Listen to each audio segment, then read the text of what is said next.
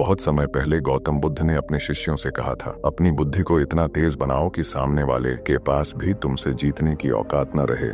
ये बात उन्होंने क्यों कही थी, इसके पीछे गहरी समझ और रहस्य छिपा था, जिसे आज हम जानेंगे बुद्ध के बताए कुछ महत्वपूर्ण आदतों के माध्यम से। एक दिन की बात है, एक गुरु अपने शिष्यों को प्रवचन दे रहे थे। वे कह रहे थे, हजारों मील की यात्रा भी केवल एक छोटे से कदम से शुरू होती है। अगर हम ध्यान से देखें तो हम सभी अपने जीवन में कुछ न कुछ लक्ष्य तय करते हैं, अपने भविष्य को लेकर बड़े बड़े सपने देखते हैं, लेकिन होता यह है कि ज्यादातर लोग अपने सपनों का पीछा करने के बजाय उन अनगिनत ख्यालों के पीछे भागते रहते हैं, जिनका असलियत से शायद कोई नाता ही नहीं होता। वे यह सोचने की भी जरूरत नहीं समझते कि ये विचार सकारात्मक हैं या नकारात्मक, सच हैं या केवल मन की कल्पना। यह भी नहीं समझते कि वे खुद के हैं या किसी और से प्रभावित हैं। नतीजा ये होता है कि लोग भटकते रहते हैं और अपनी असली मंजिल तक नहीं पहुंच पाते। जीवन भर असफलता का बोझ उठाते रहते हैं। गुरु अपने शिष्यों को समझा ही रहे थे कि तभी एक जिज्ञासु शिष्य खड़ा हुआ और विनम्रता से बोला, गुरुदेव, आपने यह तो बताया कि लोग असफल क्यों होते हैं, लेकिन क्या आप यह भी बता सकते हैं कि हम सफल कैसे बन सकते हैं? कौन सी आदतें हमें सफलता तक पहुंचा सकती हैं? गुरु ने गंभीरता से शिष्य की बात सुनी, मुस्कुराए और अपने हाथ से इशारा करते हुए उसे बैठने का संकेत दिया। फिर सभी शिष्यों की ओर देखकर बोले, सफलता के लिए केवल जोश और इच्छा शक्ति ही काफी नहीं है। ये दोनों केवल हमें शुरुआत करवाते हैं, लेकिन किसी भी बड़े लक्ष्य तक लगातार टिके रहने के लिए और मंजिल पाने के लिए हमें उन आदतों को अपने जीवन में शामिल करना होगा जो भीतर से हमें मजबूत बनाती हैं और सफलता के योग्य बनाती है। गुरु ने आगे कहा, आज मैं तुम्हें 10 सरल आदतों के बारे में बताऊंगा। अगर तुमने इन्हें 30 दिनों तक अपनाया तो तुम खुद के भीतर एक अद्भुत परिवर्तन महसूस करोगे। तुम एक नए इंसान बन जाओगे, बुद्धिमान, शांत और सफलता की ओर बढ़ते हुए।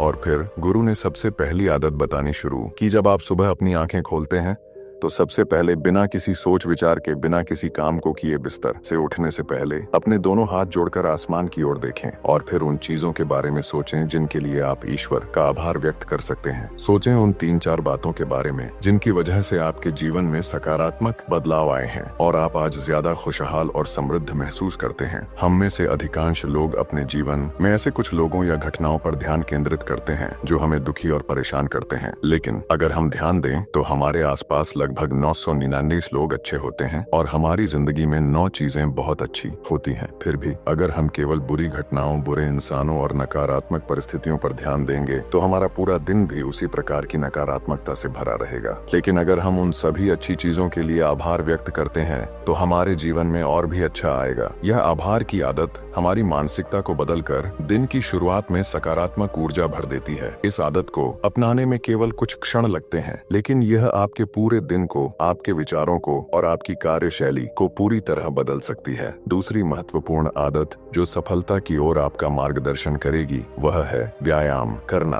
आप चाहे दौड़ लगाएं, कसरत करें, योगासन करें या प्राणायाम करें, लेकिन हर दिन कोई ना कोई शारीरिक क्रिया करनी चाहिए। आपका शरीर मेहनत करने के लिए बना है और यदि हम उसे आराम देते रहते हैं तो यह निष्क्रिय और कमजोर हो जाता है। व्यायाम से न केवल आपका शरीर स्वस्थ रहता है बल्कि यह आपके दिमाग और मानसिक क्षमताओं को भी बढ़ाता है। रोजाना व्यायाम से आपका शरीर और मन मजबूत होते हैं और आपके भीतर आत्मविश्वास और तेजी का संचार होता है जो अंततः आपकी सफलता की राह में सहायक बनता है। तीसरी आदत जो आपकी सफलता में मदद करेगी वह है लक्ष्य निर्धारण और दिन की योजना बनाना। रात को सोने से पहले ही अगले दिन के सबसे महत्वपूर्ण 3 कार्य तय करें और उन्हें लिख लें। फिर उसी के आधार पर पूरे दिन की योजना बनाएं और उसी पर अमल करें। अगर आप बिना किसी योजना के दिन की शुरुआत करते हैं और कामों को किसी भी समय पर करते हैं तो आप कभी भी अपने पूरे दिन का सही उपयोग नहीं कर पाएंगे। भले ही हमें यह पता होता है कि हमें क्या करना चाहिए और कौन सा काम सबसे महत्वपूर्ण है, फिर भी हम उसे टालते रहते हैं। ऐसे लोग कभी भी अपने लक्ष्य तक नहीं पहुंच पाते। इसीलिए अगर आप अपनी दिनचर्या को पहले से तय कर लें और उस पर अमल करें तो आप हर कार्य को समय पर पूरा कर सकेंगे और सफलता की ओर बढ़ेंगे। जो व्यक्ति अपने काम को समय पर पूरा नहीं करता और हमेशा उसे कल पर टालता रहता है वह कभी भी बड़ी सफलता हासिल नहीं कर सकता। ज्यादातर लोगों का सबसे बड़ा कारण अपनी असफलता का यह है कि उनमें आत्म अनुशासन की कमी होती है। यदि व्यक्ति आत्मनियंत्रित और अनुशासित होता है तो वह हमेशा अपने काम को समय पर करता है और अपने लक्ष्यों तक पहुंचता है। गुरु ने शिष्यों को यह बताते हुए कहा, आत्म अनुशासन के बिना सफलता प्राप्त करना असंभव है। वह आगे बोले, जो व्यक्ति आत्म अनुशासित नहीं है वह हमेशा अपने काम को टालता रहेगा और सफलता उससे दूर भागेगी। दूसरी महत्वपूर्ण आदत जो सफलता की ओर आपका मार्गदर्शन करती है वह है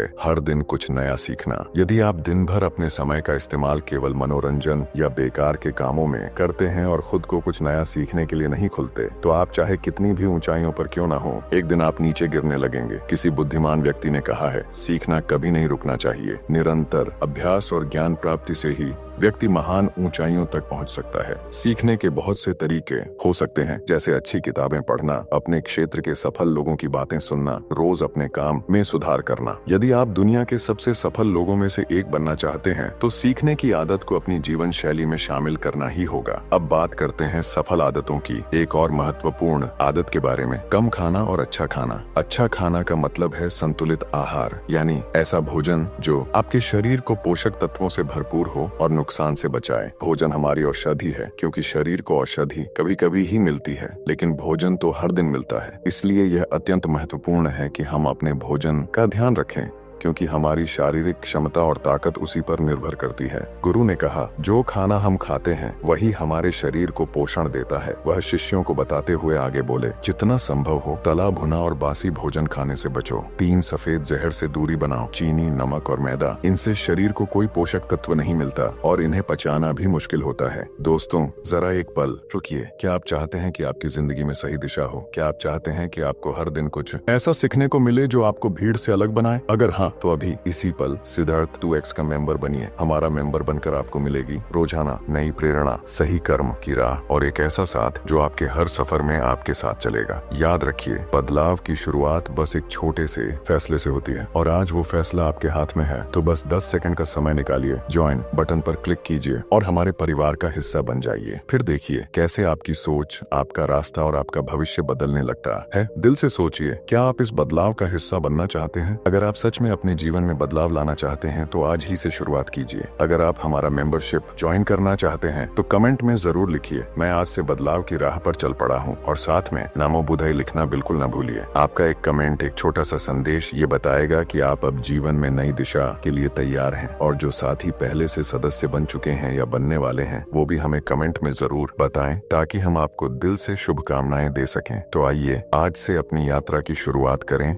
हमारा मेंबरशिप ज्वाइन करें और इस परिवर्तन का हिस्सा बनिए। अब बढ़ते हैं आगे की कहानी की ओर। उन्होंने सलाह दी कि भोजन का समय हमेशा शांति से और थोड़ी भूख लगने पर करें। भोजन करते समय हमेशा उसका आनंद लें। इसके अलावा वह हमेशा जल्दी भोजन करने की सलाह देते थे और खाली पेट पानी पीने का महत्व बताते थे। आपका आहार आपकी ताकत है और इसे हमेशा स्वस्थ और संतुलित रखना चाहिए। जैसा खाओगे वैसा बनेगा, यही एक मंत्र है जो हमें हमेशा याद रखना चाहिए। हमारे भोजन की गुणवत्ता का सीधा असर हमारी सेहत और मानसिक स्थिति पर पड़ता है, इसलिए अपनी सेहत का ख्याल रखना और अच्छा भोजन करना आवश्यक है। गुरु ने अपने शिष्यों को यह समझाते हुए कहा, आप जिस प्रकार का आहार ग्रहण करते हैं उसी प्रकार आपके शरीर और मानसिक स्थिति में बदलाव आते हैं, इसलिए हमेशा संतुलित और पौष्टिक आहार लें। सफल आदतों की सूची में छठी आदत है अपने परिवार के साथ समय बिताना। आपके जीवन में कुछ ऐसे लोग होते हैं जो आपसे सच्चा प्रेम करते हैं और आपकी परवाह करते हैं, जैसे आपके माता पिता, भाई बहन या आपके सच्चे दोस्त। आपको इन लोगों के साथ रोज थोड़ी देर का समय बिताना चाहिए। यह आदत आपके परिवार में शांति और प्रेम को बढ़ावा देती है, जिससे आप मानसिक शांति और खुशी महसूस करते हैं। इसके परिणाम स्वरूप आप अपने महत्वपूर्ण कामों पर ज्यादा ध्यान दे पाते हैं और अच्छे परिणाम प्राप्त करते हैं। 7वीं आदत है हर दिन थोड़ा सा समय खुद के लिए निकालना। यह समय केवल आपके लिए होना चाहिए। इस समय में आपको अकेले रहकर खुद के बारे में सोचने का मौका मिलता है। आप अपनी अच्छाइयों और कमियों के बारे में विचार करते हैं और अपने भविष्य के बारे में सोचते हैं। इस समय का उपयोग आप खुद को समझने,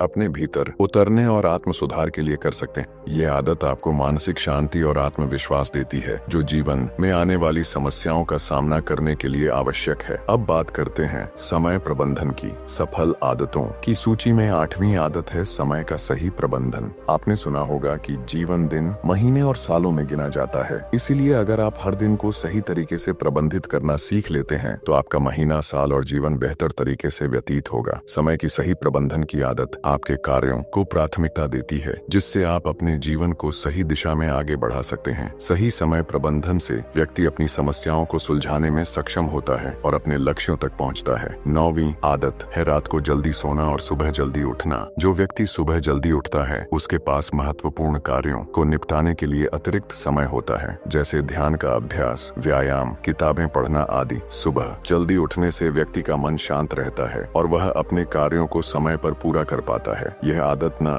केवल शारीरिक स्वास्थ्य को बढ़ावा देती है बल्कि मानसिक संतुलन और कार्य क्षमता भी प्रदान करती है। दोस्तों, बस एक छोटी सी गुजारिश है, कमेंट में हमें जरूर बताइए कि आप इस वीडियो को कहां से देख रहे हैं, अपने गांव से या शहर से। अपने गांव या शहर का नाम लिखना बिल्कुल न भूलिए ताकि हम आपको दिल से धन्यवाद दे सकें और नमो बुद्धाय कहकर आपको शुभकामनाएं भेज सकें। तो चलिए दिल से जुड़े और कमेंट में अपना स्थान और नमो बुद्धाय लिखकर इस परिवार का हिस्सा बन जाइए। आपके एक शब्द का हमारे लिए बहुत महत्व है। अगर आप सुबह जल्दी उठकर अपने दिन की शुरुआत सही तरीके से करते हैं तो यह आदत आपके भीतर अनुशासन का संचार करती है जो आपको सफलता की ऊंचाइयों तक पहुंचाने में मदद करती है। धूम्रपान, मदिरापान और वीर्यनाश, ये 3 आदतें ऐसी हानिकारक लतें हैं जो निश्चित रूप से आपको पीछे खींचने का काम करती हैं। ये आदतें आपके मानसिक और शारीरिक स्वास्थ्य के लिए अत्यंत हानिकारक हैं। वीर्यनाश आपकी ऊर्जा, तेज और कांति को समाप्त कर देता है और साथ ही शारीरिक और मानसिक रूप से आपको कमजोर बना देता है। गुरु ने अपने शिष्यों को समझाते हुए कहा, इन तीनों आदतों को छोड़ना आसान नहीं होता, लेकिन अगर आप सच में इन्हें छोड़ना चाहते हैं तो मजबूत इरादे और दृढ़ इच्छा शक्ति के साथ आप इन्हें छोड़ सकते हैं। गुरु के शब्दों के बाद वह चुप हो गए। शिष्य समझ गए कि अब यह समय विदा लेने का है। उन्होंने गुरु का आभार व्यक्त किया और वहां से चले गए। दोस्तों, हम आशा करते हैं कि इस कहानी से आपको एक अच्छी सीख मिली होगी। हमें कमेंट बॉक्स में बताएं कि आपको यह कहानी कैसी लगी। अब आइए जानें कि कैसे अपनी बुद्धि को और तेज और धारदार बनाया जा सकता है। तो चलिए हमारी दूसरी कहानी की शुरुआत करते हैं जो बुद्धिमानी से जुड़ी है। गौतम बुद्ध की दूसरी कहानी बुद्धिमानी की राह। एक गांव में एक लड़का था जिसका दिमाग बहुत तेज था। यह उसकी विशेषता थी कि वह किसी भी चीज को बहुत ही आसानी और कम समय में सीख लेता था, जबकि वही चीज सीखने और समझने के लिए अन्य लोगों को काफी समय लगता था। लड़के की यह विशेषता पूरे गांव में फैल गई थी और लोग उसकी बुद्धिमानी की तारीफ करने लगे थे। लड़का चित्रकारी, मूर्तियों की कला, गीत गाने और कई अन्य चीजों को बहुत अच्छे से जानता था। अपनी बढ़ती प्रसिद्धि को और बढ़ाने के लिए वह अन्य काम और चीजें सीखने लगा, लेकिन समय के साथ उसकी बुद्धिमानी पर अहंकार भी बढ़ने लगा। वह खुद को सामान्य व्यक्ति से बहुत ऊपर समझने लगा था। एक दिन उस लड़के का सामना भगवान गौतम बुद्ध से हुआ। लड़के को खुद पर इतना अहंकार था कि उसे किसी से कुछ सीखने की आवश्यकता नहीं लगती थी, क्योंकि वह खुद को सबसे बुद्धिमान मानता था। लेकिन पहली बार गौतम बुद्ध को देख उसे एक अलग ही एहसास हुआ। उसने देखा कि बुद्ध के पास एक साधारण भिक्षा कटोरा था, जबकि उसके पास अपार धन था। बुद्ध ने साधारण वस्त्र पहन रखे थे, जबकि लड़के के कपड़े बहुत कीमती थे। बुद्ध नंगे पांव थे, जबकि लड़का अपनी महंगी चप्पल पहनकर चल रहा था। लड़का खुद से यह तुलना करता गया और सोचने लगा, मैं और बुद्ध दोनों में बहुत फर्क है। बुद्ध तो एक साधारण भिक्षु हैं और मैं खुद को एक बड़ा व्यक्ति मानता हूँ। लेकिन इस तुलना के बाद लड़के को अपनी स्थिति पर गहरी सोचने का मौका मिला। उसने महसूस किया कि भले ही वह बहुत चीजें जानता था, परंतु उसकी असली बुद्धिमानी तब तक अधूरी थी जब तक उसने अपनी अहमियत और अहंकार को दूर न किया। और तभी उसे यह समझ में आया कि असली बुद्धिमानी बाहरी चीजों में नहीं बल्कि अंदर की सरलता और विनम्रता में छिपी होती है। गौतम बुद्ध के सामने खड़ा लड़का पूरी तरह से अपने मन की स्थिति को समझ चुका था। उसने देखा कि उसके अहंकार और ईर्ष्या के कारण वह खुद को कमजोर महसूस कर रहा था, जबकि बुद्ध अपनी सरलता और शांतिपूर्ण स्वभाव के कारण सबका आदर पा रहे थे। लड़का ने बुद्ध से पूछा, आपकी कोई विशेष उपलब्धि नहीं है तो फिर क्यों लोग आपको सम्मान देते हैं? गौतम बुद्ध मुस्कुराते हुए बोले, मेरी कोई खास उपलब्धि नहीं है, लेकिन तुम्हें शायद यह समझने की जरूरत है कि असली बुद्धिमानी अपने मन को जीतने में है। बुद्ध ने आगे कहा, क्या तुम्हें निंदा अच्छी लगती है? लड़का जवाब में बोला, नहीं, किसे निंदा अच्छी लग सकती है? बुद्ध ने कहा, मैं निंदा या प्रशंसा से परे हूँ। मुझे न तो निंदा से दुख होता है, न ही प्रशंसा से खुशी। यही अंतर है तुम्हारे और मेरे बीच। लड़का अब बुद्ध के शब्दों को समझने की कोशिश करने लगा। फिर बुद्ध ने कहा, तुमने सैकड़ों काम सीखे, लेकिन सबसे महत्वपूर्ण काम को भूल गए हो। तुमने क्या कभी अपने मन को नियंत्रण में रखा है? लड़का चुप हो गया। उसे समझ में आ गया कि यही वह बात थी जिसने उसे बुद्ध से ईर्ष्या करने पर मजबूर किया था। बुद्ध ने कहा, जिसने अपने मन को जीत लिया वही असली विजेता है। लड़का अब पूरी तरह से आत्म मंथन में डूब चुका था। उसने बुद्ध से कहा, क्या आप मुझे अपने मन को जीतने का तरीका सिखा सकते हैं? बुद्ध मुस्कुराए और बोले, हाँ, लेकिन इसके लिए मैं तुम्हारी सभी उपलब्धियों को छीन लूंगा। लड़का बिना किसी हिचकिचाहट के बोला, मैं तैयार हूँ। इसके बाद लड़का पूरी तरह से ध्यान साधना शुरू कर देता है, क्योंकि बुद्ध की मान्यता के अनुसार मन को जीतने का सबसे अच्छा तरीका ध्यान है। ध्यान से ही मन को शांति मिलती है और केवल उसी शांति से व्यक्ति अपने जीवन को नियंत्रित कर सकता है। अब कहानी में घुमाव आता है। इस संघर्ष के बाद लड़का केवल बाहरी सफलता के बजाय अंदर की शांति और संतुलन को खोजने में सक्षम सक्षम होता है। वह समझ जाता है कि असली बुद्धिमानी सिर्फ बाहरी ज्ञान में नहीं बल्कि अपने भीतर की स्थिति को समझने और उसे नियंत्रित करने में है। तीसरी कहानी, दिमाग की धार को कैसे तेज करें। एक बार की बात है, अफ्रीका में एक पेड़ काटने वाली कंपनी थी जहां लोग पेड़ काटने का काम करते थे। इस कंपनी में एक वर्कर था जिसका नाम जॉन था। जॉन पिछले 8 सालों से यही काम कर रहा था और उसकी काम करने की गति और दक्षता बहुत ऊंची थी। एक दिन कंपनी में एक नया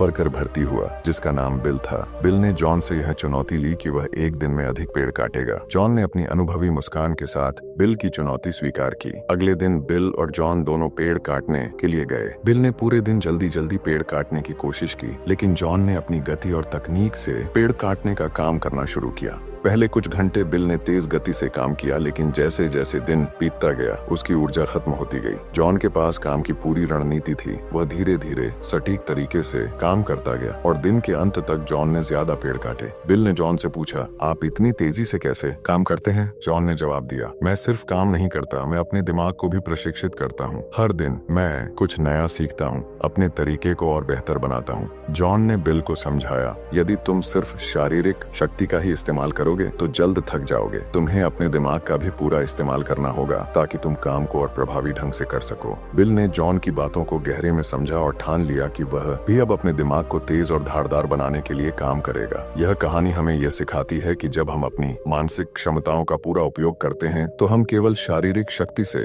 अधिक प्रभावी तरीके से काम कर सकते हैं और जीवन में सफलता पा सकते हैं। जॉन ने देखा कि बिल की सैलरी बढ़ी और उसे प्रमोशन भी मिल गया, जबकि जॉन ने पिछले 8 सालों से लगातार काम किया था लेकिन उसे प्रमोशन नहीं मिला था। ये देखकर जॉन का दिल दुख गया और वह कंपनी के मैनेजर के पास गया। जॉन ने कहा, सर, इस कंपनी में मेरे साथ अन्याय हो रहा है। मैं पिछले 8 साल से काम कर रहा हूँ लेकिन मेरी सैलरी नहीं बढ़ी और ना ही मुझे प्रमोशन मिला। वहीं बिल, जो कि 1 साल से काम कर रहा है, उसकी सैलरी बढ़ गई और प्रमोशन भी हो गया, जबकि प्रमोशन तो मेरा होना चाहिए था। मैनेजर ने शांति से जवाब दिया, देखो जॉन, तुम बहुत ईमानदार और मेहनती हो, मैं ये मानता हूँ, लेकिन कंपनी के नियम के अनुसार जो ज्यादा पेड़ काटता है उसे ज्यादा सैलरी मिलती है और प्रमोशन भी जल्दी मिलता है। तुम पहले भी रोज 4 पेड़ काटते थे और अब भी 4 पेड़ ही काटते हो, लेकिन बिल रोज 8 पेड़ काटता है, इसलिए उसे जल्दी प्रमोशन मिल गया। अगर तुम भी रोज 8 पेड़ काटोगे तो तुम्हें भी प्रमोशन मिल जाएगा। यह सुनकर जॉन कुछ सोचते हुए लौट आया और उसने दिन रात मेहनत करना शुरू कर दिया। अब वह ज्यादा देर तक काम करता और जितना हो सके उतना प्रयास करता।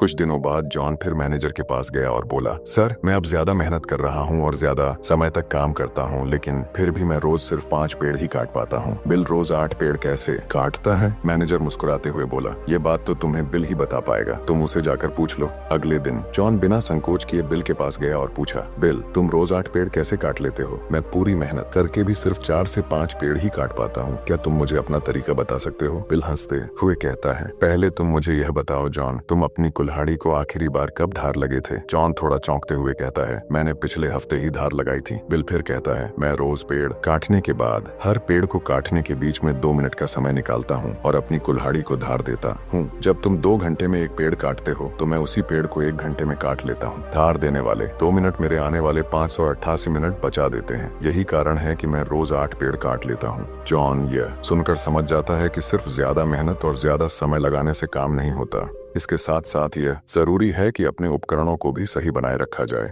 वह बिल का धन्यवाद करता है और उसकी बातों को ध्यान में रखते हुए अपनी कुल्हाड़ी को फिर से धार देने का निर्णय लेता है। अब जॉन अपनी कुल्हाड़ी को सही तरीके से धार देने लगता है और काम में भी सुधार आने लगता है। कुछ ही दिनों में वह भी प्रमोशन हासिल कर लेता है। इस कहानी से हमें यह सीखने को मिलता है कि सिर्फ मेहनत और समय लगाने से कुछ नहीं होता। अगर आप अपने काम को सही तरीके से सही संसाधनों के साथ करते हैं तो सफलता निश्चित रूप से आपके कदम चूमेगी। अपनी क्षमता और संसाधनों का सही उपयोग करना सफलता की कुंजी है। दोस्तों, हमें हमेशा अपनी जिंदगी में कुछ नया सीखते रहना चाहिए और अपने दिमाग को धार देते रहना चाहिए, चाहे हमारी उम्र कुछ भी हो। मैंने कुछ दिनों पहले सत्य नाडेला, जो माइक्रोसॉफ्ट के सीईओ हैं, के बारे में पढ़ा था। वह आज भी नए नए कोर्स ज्वाइन करते रहते हैं और नई नई किताबें पढ़ते हैं। उन्हें आज भी नया सीखने में कोई संकोच नहीं है। शायद इसीलिए वह इतनी बड़ी पोजीशन पर हैं। सफलता वही होती है जो समय के साथ बदलते हैं और प्रगतिशील रहते हैं। जैसे तालाब का पानी एक जगह स्थित होकर कुछ ही दिनों में सड़ने लगता है और बदबू देने देने लगता है। वहीं नदी हमेशा बहती रहती है और प्रगतिशील होती है, उसका पानी साफ और शुद्ध रहता है। उसी तरह से जो लोग नई नई चीजें पढ़कर और सीखकर अपने दिमाग को थार देते हैं, वही लोग दुनिया में आगे बढ़ते हैं। तो दोस्तों, अब हम बढ़ते हैं हमारी चौथी कहानी की तरफ। बहुत समय पहले की बात है। एक राज्य था जिसका नाम था चंदनपुर। चंदनपुर का राजा बहुत ही दानी और प्रतापी था और उसके राज्य में सभी लोग खुशहाल थे। हालांकि राजा एक बात को लेकर चिंतित रहता था। वह यह सोचता था कि धर्म और दर्शन पर लोगों के विचारों में सहमति क्यों नहीं बनती। एक दिन राजा ने विभिन्न धर्मों के उपदेशकों को आमंत्रित किया और उन्हें एक विशाल कक्ष में एक साथ रहने के लिए कहा। राजा ने कहा, अब अगले कुछ दिनों तक आप सभी एक साथ रहेंगे और आपस में धर्म और दर्शन पर विचार विमर्श करेंगे। जब सभी के विचार एक मत हो जाएंगे तो मैं आपको ढेर सारे उपहार देकर विदा करूंगा। राजा की बात सुनकर सभी धर्माचार्य कक्ष में आ गए और अपने अपने विचार रखने लगे। कुछ दिन तक इस विषय पर विचार विमर्श चलता रहा, लेकिन वे एकमत नहीं हो पाए। तभी एक महात्मा जो पड़ोसी राज्य में रहते थे ने जब यह सुना तो वह राजा से मिलने के लिए पहुंचे। महात्मा ने राजा से कहा, राजन, मैंने सुना है कि आप बहुत दानी हैं, क्या आप मुझे भी दान देंगे? राजा ने मुस्कुराते हुए कहा, बिल्कुल, बताइए आपको क्या चाहिए? महात्मा ने कहा, मुझे आपके गोदाम से कुछ अनाज चाहिए। राजा ने महात्मा को गोदाम तक ले जाकर दिखाया। महात्मा ने गोदाम को देखा और कहा, राजन, आपके गोदाम में तो बहुत सारे अनाज रखे हैं, क्यों न आप इनमें से सिर्फ एक ही अनाज रखें? राजा थोड़ा हैरान हुआ और बोला, कैसे संभव है? अगर मैं सिर्फ एक अनाज रखूंगा तो हम अलग अलग स्वाद और पोषण के भोजन कैसे कर पाएंगे? जब प्रकृति ने हमें इतने तरह के अनाज दिए हैं तो हमें सिर्फ एक अनाज का ही प्रयोग करना कहाँ की बुद्धिमानी है? महात्मा हंसते हुए बोले, बिल्कुल सही कहा आपने राजन। जब आप विभिन्न अनाजों की उपयोगिता को एक दूसरे से बदल नहीं सकते तो क्या आप सोचते हैं कि विभिन्न धर्मों और दर्शन के विचारों को एक जैसा किया जा सकता है? प्रत्येक का अपना महत्व है और वे समय समय पर मानवता का मार्गदर्शन करते हैं। महात्मा जी की बात सुनकर राजा को अपनी गलती का एहसास हुआ। उसने तुरंत कक्ष में बंद सभी उपदेशकों से माफी मांगी और उन्हें विदा कर दिया। दोस्तों, अगर हम सभी लोग बिल्कुल एक जैसे ही सोचते तो हम कभी भी इतनी प्रगति नहीं कर पाते। हमारे विचार ही हमें दूसरों से अलग बनाते हैं। अगर कभी आपका विचार दूसरों से मेल न खाए तो घबराने की आवश्यकता नहीं है, बल्कि यह देखने की जरूरत है कि आपके विचार पूरी तस्वीर में कहाँ फिट हो सकते हैं। और दूसरी तरफ, यदि किसी और का विचार आपसे मेल नहीं खाता तो उस पर नाराज होने की बजाय यह समझने का प्रयास करें कि उसकी सोच का कहां और कैसे उपयोग किया जा सकता है। तो अब दोस्तों, चलिए बढ़ते हैं हमारी पांचवी कहानी की तरफ से। एक बार की बात है, एक व्यापारी व्यापार करने के लिए विदेश गया हुआ था। वहां उसका कारोबार बहुत अच्छा चल रहा था और वह धन कमाने में इतना व्यस्त हो गया था कि उसे समय का भान ही नहीं रहा। कई महीनों तक व्यापार में व्यस्त रहने के बाद उसने एक दिन अपने घर लौटने का फैसला किया और कमाया हुआ बहुत सारा धन लेकर घर के लिए चल पड़ा। जब वह घर पहुंचा तो रात हो चुकी थी और घर का मुख्य द्वार बंद था। हालांकि एक शयन कक्ष की खिड़की से रोशनी बाहर आ रही थी। व्यापारी ने खिड़की से अंदर झांक कर देखा। वह जो देखा वह उसे विश्वास ही नहीं हुआ। उसके पैरों के नीचे से जमीन खिसकने लगी। उसने देखा कि उसकी पत्नी के पास एक युवक भी लेटा हुआ था। इस स्थिति में उसका अपनी पत्नी के चरित्र पर संदेह करना स्वाभाविक था। व्यापारी ने सोचा, ऐसे घर में रहने का क्या औचित्य हो सकता है जहाँ ऐसी स्त्री हो। वह तत्काल निर्णय लेता है कि पत्नी और युवक को मारकर चुपचाप वापस निकल जाएगा और फिर से अलग घर बसाने का प्रयास करेगा। तभी उसकी नजर शयन कक्ष की दीवार पर पड़ी जहाँ एक श्लोक लिखा हुआ था। उसने उस श्लोक को पढ़ा। श्लोक में लिखा था, सहसा विदत न क्रिया विवेक परमा पदामिनी। भी प्रकार की संपत्तियां हैं, सोच समझकर कार्य करने वाले व्यक्तियों के गुणों से आकर्षित होकर स्वयं ही उनके पास आ जाती हैं और उन्हें समृद्ध कर देती हैं। यह श्लोक पढ़ते ही व्यापारी ने अपना निर्णय बदल दिया। उसने घर का दरवाजा खटखटाया। पत्नी ने दरवाजा खोलने से पहले काफी पूछताछ की और जब वह पूरी तरह से आश्वस्त हो गई कि दरवाजा खटखटाने वाला उसका पति ही है तो उसने शीघ्रता से दरवाजा खोल दिया। पति को देखकर पत्नी की प्रसन्नता की सीमा नहीं रही। उसने फौरन युवक को भी जगाया और पति से कहा, यह आपका पुत्र है जो अब पूरे 20 वर्ष का हो गया है। व्यापारी यह सुनकर हैरान रह गया। पत्नी ने उसे बताया कि यह युवक दरअसल उसी का पुत्र था जिसे वह कई वर्षों पहले विदेश जाने से पहले ही जन्म देने वाली थी। व्यापारी का संकोच और संदेह खत्म हो गया और उसे समझ में आया कि कभी कभी हमें बिना पूरी जानकारी के किसी स्थिति का निर्णय नहीं लेना चाहिए। यह कहानी हमें यह सिखाती है कि हमें हर स्थिति को समझने से पहले पूरी जानकारी प्राप्त करनी चाहिए और केवल अनुमान पर आधारित निर्णय नहीं लेना चाहिए। 1800 वर्ष पहले जब व्यापारी विदेश गया था तो उसका पुत्र सिर्फ 2 साल का था। आज जब वह घर लौट कर आया तो पुत्र अब 20 साल का हो चुका था। यह देखकर व्यापारी की आंखों में आंसू आ गए। उसने अपने पुत्र को गहरी श्रद्धा से अपनी छाती से से लगा लिया। अब व्यापारी का संदेह पूरी तरह से खत्म हो चुका था। व्यापारी का दिल भर आया और उसे समझ में आया कि उसकी जल्दबाजी ने कितनी बड़ी समस्या पैदा कर दी थी। लेकिन श्लोक के संदेश ने उसे सही मार्ग दिखाया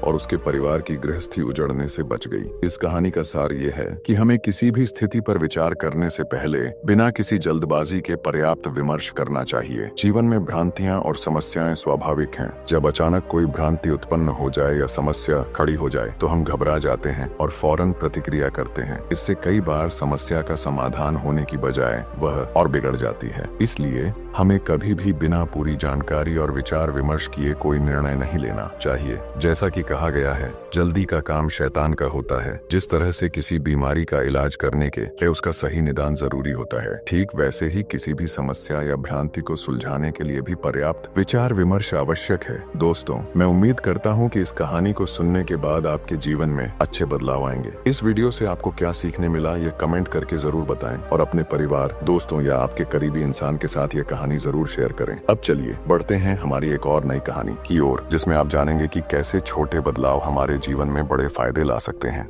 जीवन में एक ऐसा मोड़ हर किसी के सामने आता है जब वह खुद से यह सवाल करता है, क्या मेरा जीवन सही दिशा में आगे बढ़ रहा है? यही वह पल होता है जब हमें अपनी सोच को एक सकारात्मक दिशा में मोड़ने की जरूरत होती है। जो लोग अपनी सोच का रुख बदलते हैं वही अपने जीवन का मार्ग भी बदल देते हैं। यह दुनिया दुखों और कठिनाइयों से भरी हुई है। हर व्यक्ति के जीवन में कोई न कोई ऐसा क्षण अवश्य आता है जब निराशा और उदासी उसे घेर लेती है। लेकिन परेशानियों के आगे हार मान लेना किसी भी समस्या का समाधान नहीं है। दुख चाहे जितना भी गहरा क्यों ना हो, याद रखो यह भी एक गुजरने वाला दौर है। बस तुम्हें अपनी सोच को मजबूत करना है और भीतर छुपी उस शक्ति को पहचानना है जो कठिन समय में तुम्हारा सहारा बन सकती है। हर किसी को जीवन में कभी न कभी संघर्षों का सामना करना पड़ता है, पर जो लोग इन संघर्षों के आगे घुटने नहीं टेकते वही सच्चे विजेता बनते हैं। अगर तुम्हें लगता है कि तुम्हारी परेशानियां बहुत बड़ी हैं, तो कभी एक पेड़ को देखना। तेज हवाएं चलती हैं, तूफान आता है, फिर भी पेड़ अपनी जड़ों को मजबूत पकड़कर खड़ा रहता है। तुम्हें भी अपनी जड़ों, अपने विश्वास और साहस को मजबूत करना होगा। जब जीवन में दुख आए तो उन्हें एक चुनौती की तरह देखो। जो लोग हिम्मत से इन चुनौतियों का सामना करते हैं वे ही जीवन में एक नई दिशा बना पाते हैं। एक बार की बात है, एक किसान की पूरी फसल बर्बाद हो गई। वह बहुत निराश हुआ और सोचने लगा कि अब क्या होगा, लेकिन उसने हार नहीं मानी। उसने फिर से खेत में मेहनत शुरू की और अगले वर्ष दोगुनी फसल उगाई।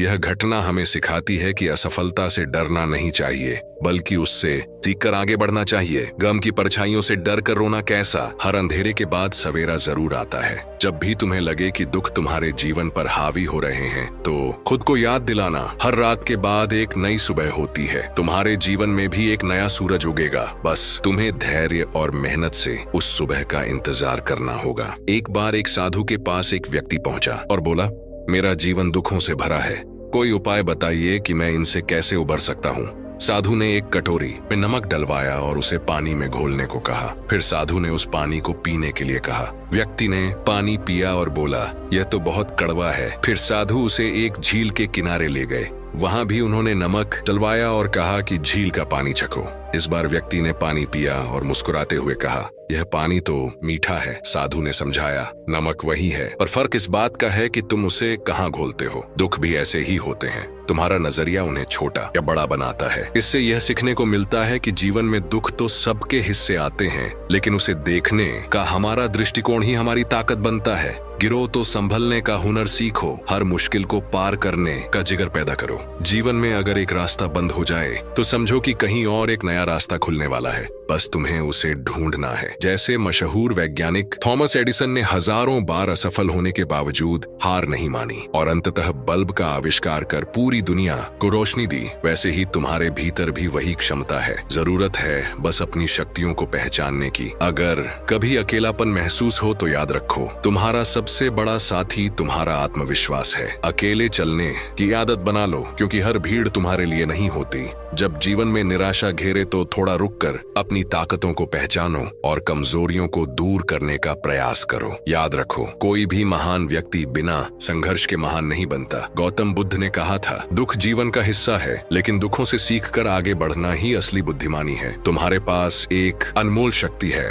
तुम्हारी सोच। अगर तुम्हारी सोच सकारात्मक है तो दुनिया का कोई भी दुख तुम्हें हरा नहीं सकता। एक बार एक राजा ने अपने सैनिकों से आदेश दिया, मुझे सबसे मूल्यवान वस्तु ला कर दो। सैनिक दौड़ पड़े और सोना, चांदी, हीरे जवाहरात लेकर आए। लेकिन एक साधारण किसान ने एक कागज पर बस एक वाक्य लिखकर राजा को दिया, यह समय भी गुजर जाएगा। राजा ने उसी को सबसे कीमती उपहार माना, क्योंकि ये शब्द हर परिस्थिति में सत्य साबित होते हैं। जब दर्द की नदी में डूबने का भय हो तो याद रखना, हर किनारे पर सुकून का खजाना छुपा है। दुख तुम्हें यह सिखाते हैं कि तुम कितनी मजबूती से खड़े हो सकते हो। दुख तुम्हें एक बेहतर, अधिक समझदार इंसान बनने का अवसर प्रदान करते हैं। अगर तुम हर दुख को एक सीख के रूप में स्वीकार करोगे तो वह तुम्हारे लिए एक वरदान बन जाएगा। याद रखो, ईश्वर ने तुम्हें इस धरती पर एक खास मकसद के साथ भेजा है। यदि तुम अपने जीवन के उद्देश्य को पहचान लोगे और उस पर मेहनत करोगे तो कोई दुख तुम्हारा रास्ता नहीं रोक सकेगा। खुद को जानो,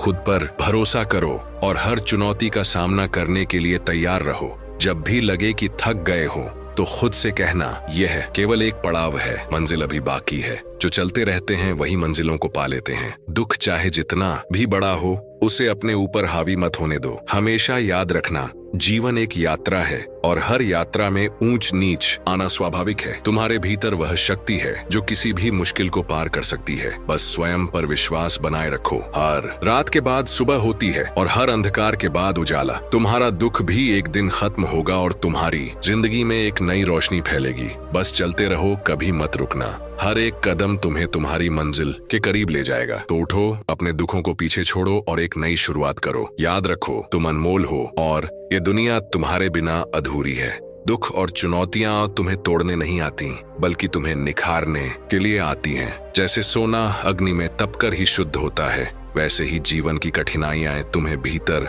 से और मजबूत बनाती हैं। खुद पर विश्वास रखो और बिना रुके आगे बढ़ते रहो। एक बार की बात है, एक नौजवान एक साधु के पास आया और पूछा, जीवन इतना कठिन क्यों है? हर कदम पर नई नई परेशानियां क्यों आती हैं? साधु ने मुस्कुराते हुए उसे जंगल में ले गया। वहाँ एक पेड़ था जिसका तना पूरी तरह टेढ़ा मेढ़ा था। साधु ने कहा, देखो, यह पेड़ सीधा नहीं है, लेकिन फिर भी यह मजबूती से खड़ा है। लोग इसके तिरछे तने को नहीं देखते, बल्कि इसकी छांव का आनंद लेते हैं और इसके फल खाते हैं। जीवन भी कुछ ऐसा ही है, साधु ने समझाया। रास्ता चाहे जितना भी कठिन हो, तुम्हारा कर्तव्य है खुद को मजबूती से खड़ा रखना और दूसरों के लिए कुछ अच्छा करना। हर दर्द के पीछे एक अर्थ छुपा है। हर अंधेरे के बाद एक उजाला हमारा इंतजार कर रहा है। दुखों से डरने की बजाय उनसे दोस्ती करना सीखो। जब भी कोई मुश्किल आए तो उसे यह सोचकर अपनाओ कि वह तुम्हें कुछ सिखाने आई है। खुद से सवाल करो, यह स्थिति मुझे क्या सिखा रही है? मैं इस अनुभव से क्या सीख सकता हूँ? जब तुम इस दृष्टिकोण से सोचोगे तो हर समस्या तुम्हारे लिए एक शिक्षक बन जाएगी। जो लोग चुनौतियों के सामने घुटने टेक देते हैं वे वहीं रुक जाते हैं, लेकिन जो उनसे सीखते हैं वही जीवन में सच्ची ऊंचाइयों तक पहुंचते हैं। वे लोग जो हार मान जाते हैं वे कभी अपने जीवन में आगे नहीं बढ़ पाते, लेकिन जो हर बार गिरने के बाद भी उठ खड़े होते हैं वही इतिहास रचते हैं। सोचो, अगर अब्राहम लिंकन ने अपनी असफलताओं के आगे हार मान ली होती तो वे कभी अमेरिका के राष्ट्रपति नहीं बन पाते। उन्होंने अपने जीवन में बार बार असफलताओं का सामना किया, लेकिन हर बार उन्होंने अपने आत्मविश्वास को बनाए रखा और लगातार सफलता की ओर बढ़ते रहे। उनकी कहानी हमें यही सिखाती है, हार नहीं मानूंगा, रुकूंगा नहीं जब तक मंजिल को छू न लूं। याद रखो, तुम्हारे जीवन में जो दुख आते हैं वही तुम्हारे सबसे बड़े गुरु हैं। अगर तुम उनके दिए सबक को समझ लोगे तो तुम्हारा जीवन एक नई दिशा में बहने लगेगा। दुख का मतलब यह नहीं कि भगवान तुम्हारे खिलाफ हैं, बल्कि इसका अर्थ है कि भगवान तुम्हें और अधिक मजबूत बनाना चाहते हैं। जब भी जीवन में लगे कि तुम बिल्कुल अकेले हो तो याद करना कि तुम्हारे साथ सृष्टि की सबसे बड़ी शक्ति भगवान हमेशा है। कृष्ण ने गीता में कहा है, कर्म करते रहो, फल की चिंता मत करो। इसका मतलब है कि तुम्हारा काम है ईमानदारी से प्रयास करना। परिणाम अपने समय पर तुम्हें अवश्य मिलेगा। हर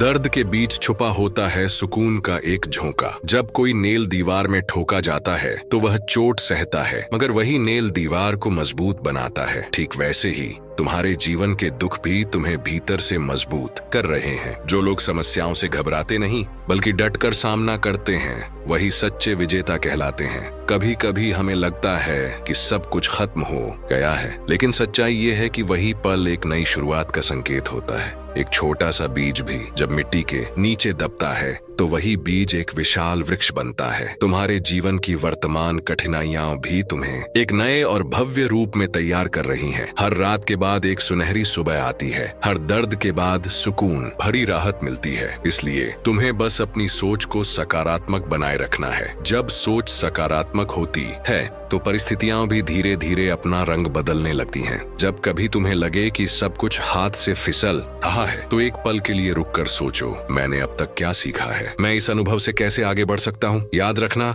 जीवन की सबसे बड़ी ताकत है उम्मीद। जब तक तुम्हारे भीतर उम्मीद की लौ जलती रहेगी तब तक कोई भी ताकत तुम्हें हरा नहीं सकती। अगर तुम अंधेरे में हो तो भरोसा रखो कि तुम्हारे भीतर भी एक दीपक है। उस दीपक को जलाने के लिए तुम्हें केवल खुद पर विश्वास करना है। उम्मीद की छोटी सी लौ भी सबसे गहरे अंधकार को चीर सकती है। अगर तुमने कभी सुबह सुबह पक्षियों को घोंसला बनाते हुए देखा हो तो जानोगे, चाहे उनका घोंसला कितनी भी बार गिर जाए वे हार नहीं मानते। वे हर दिन फिर से मेहनत करते हैं और अंत में एक सुंदर घोंसला तैयार कर लेते हैं। तुम्हें भी वही धैर्य, वही जज्बा अपनाना है। दुख आएंगे, मुश्किलें आएंगी, लेकिन उन्हें खुद पर हावी मत होने देना। हर कठिनाई के भीतर एक मौका छुपा होता है, बस तुम्हें उसे पहचानना है। दर्द को अपनी ताकत बना लो, आंसुओं को मुस्कान में बदलना सीखो। आज ही ठान लो कि तुम्हें अपने दुखों से जीतना है और अपने जीवन को एक नई दिशा में ले जाना है। याद रखो, भगवान ने तुम्हें इस संसार में सबसे खास बनाया है। तुम्हारे भीतर वह शक्ति है जो किसी भी तूफान को शांत कर सकती है। उठो, जागो और जब तक अपनी मंजिल को पा न लो,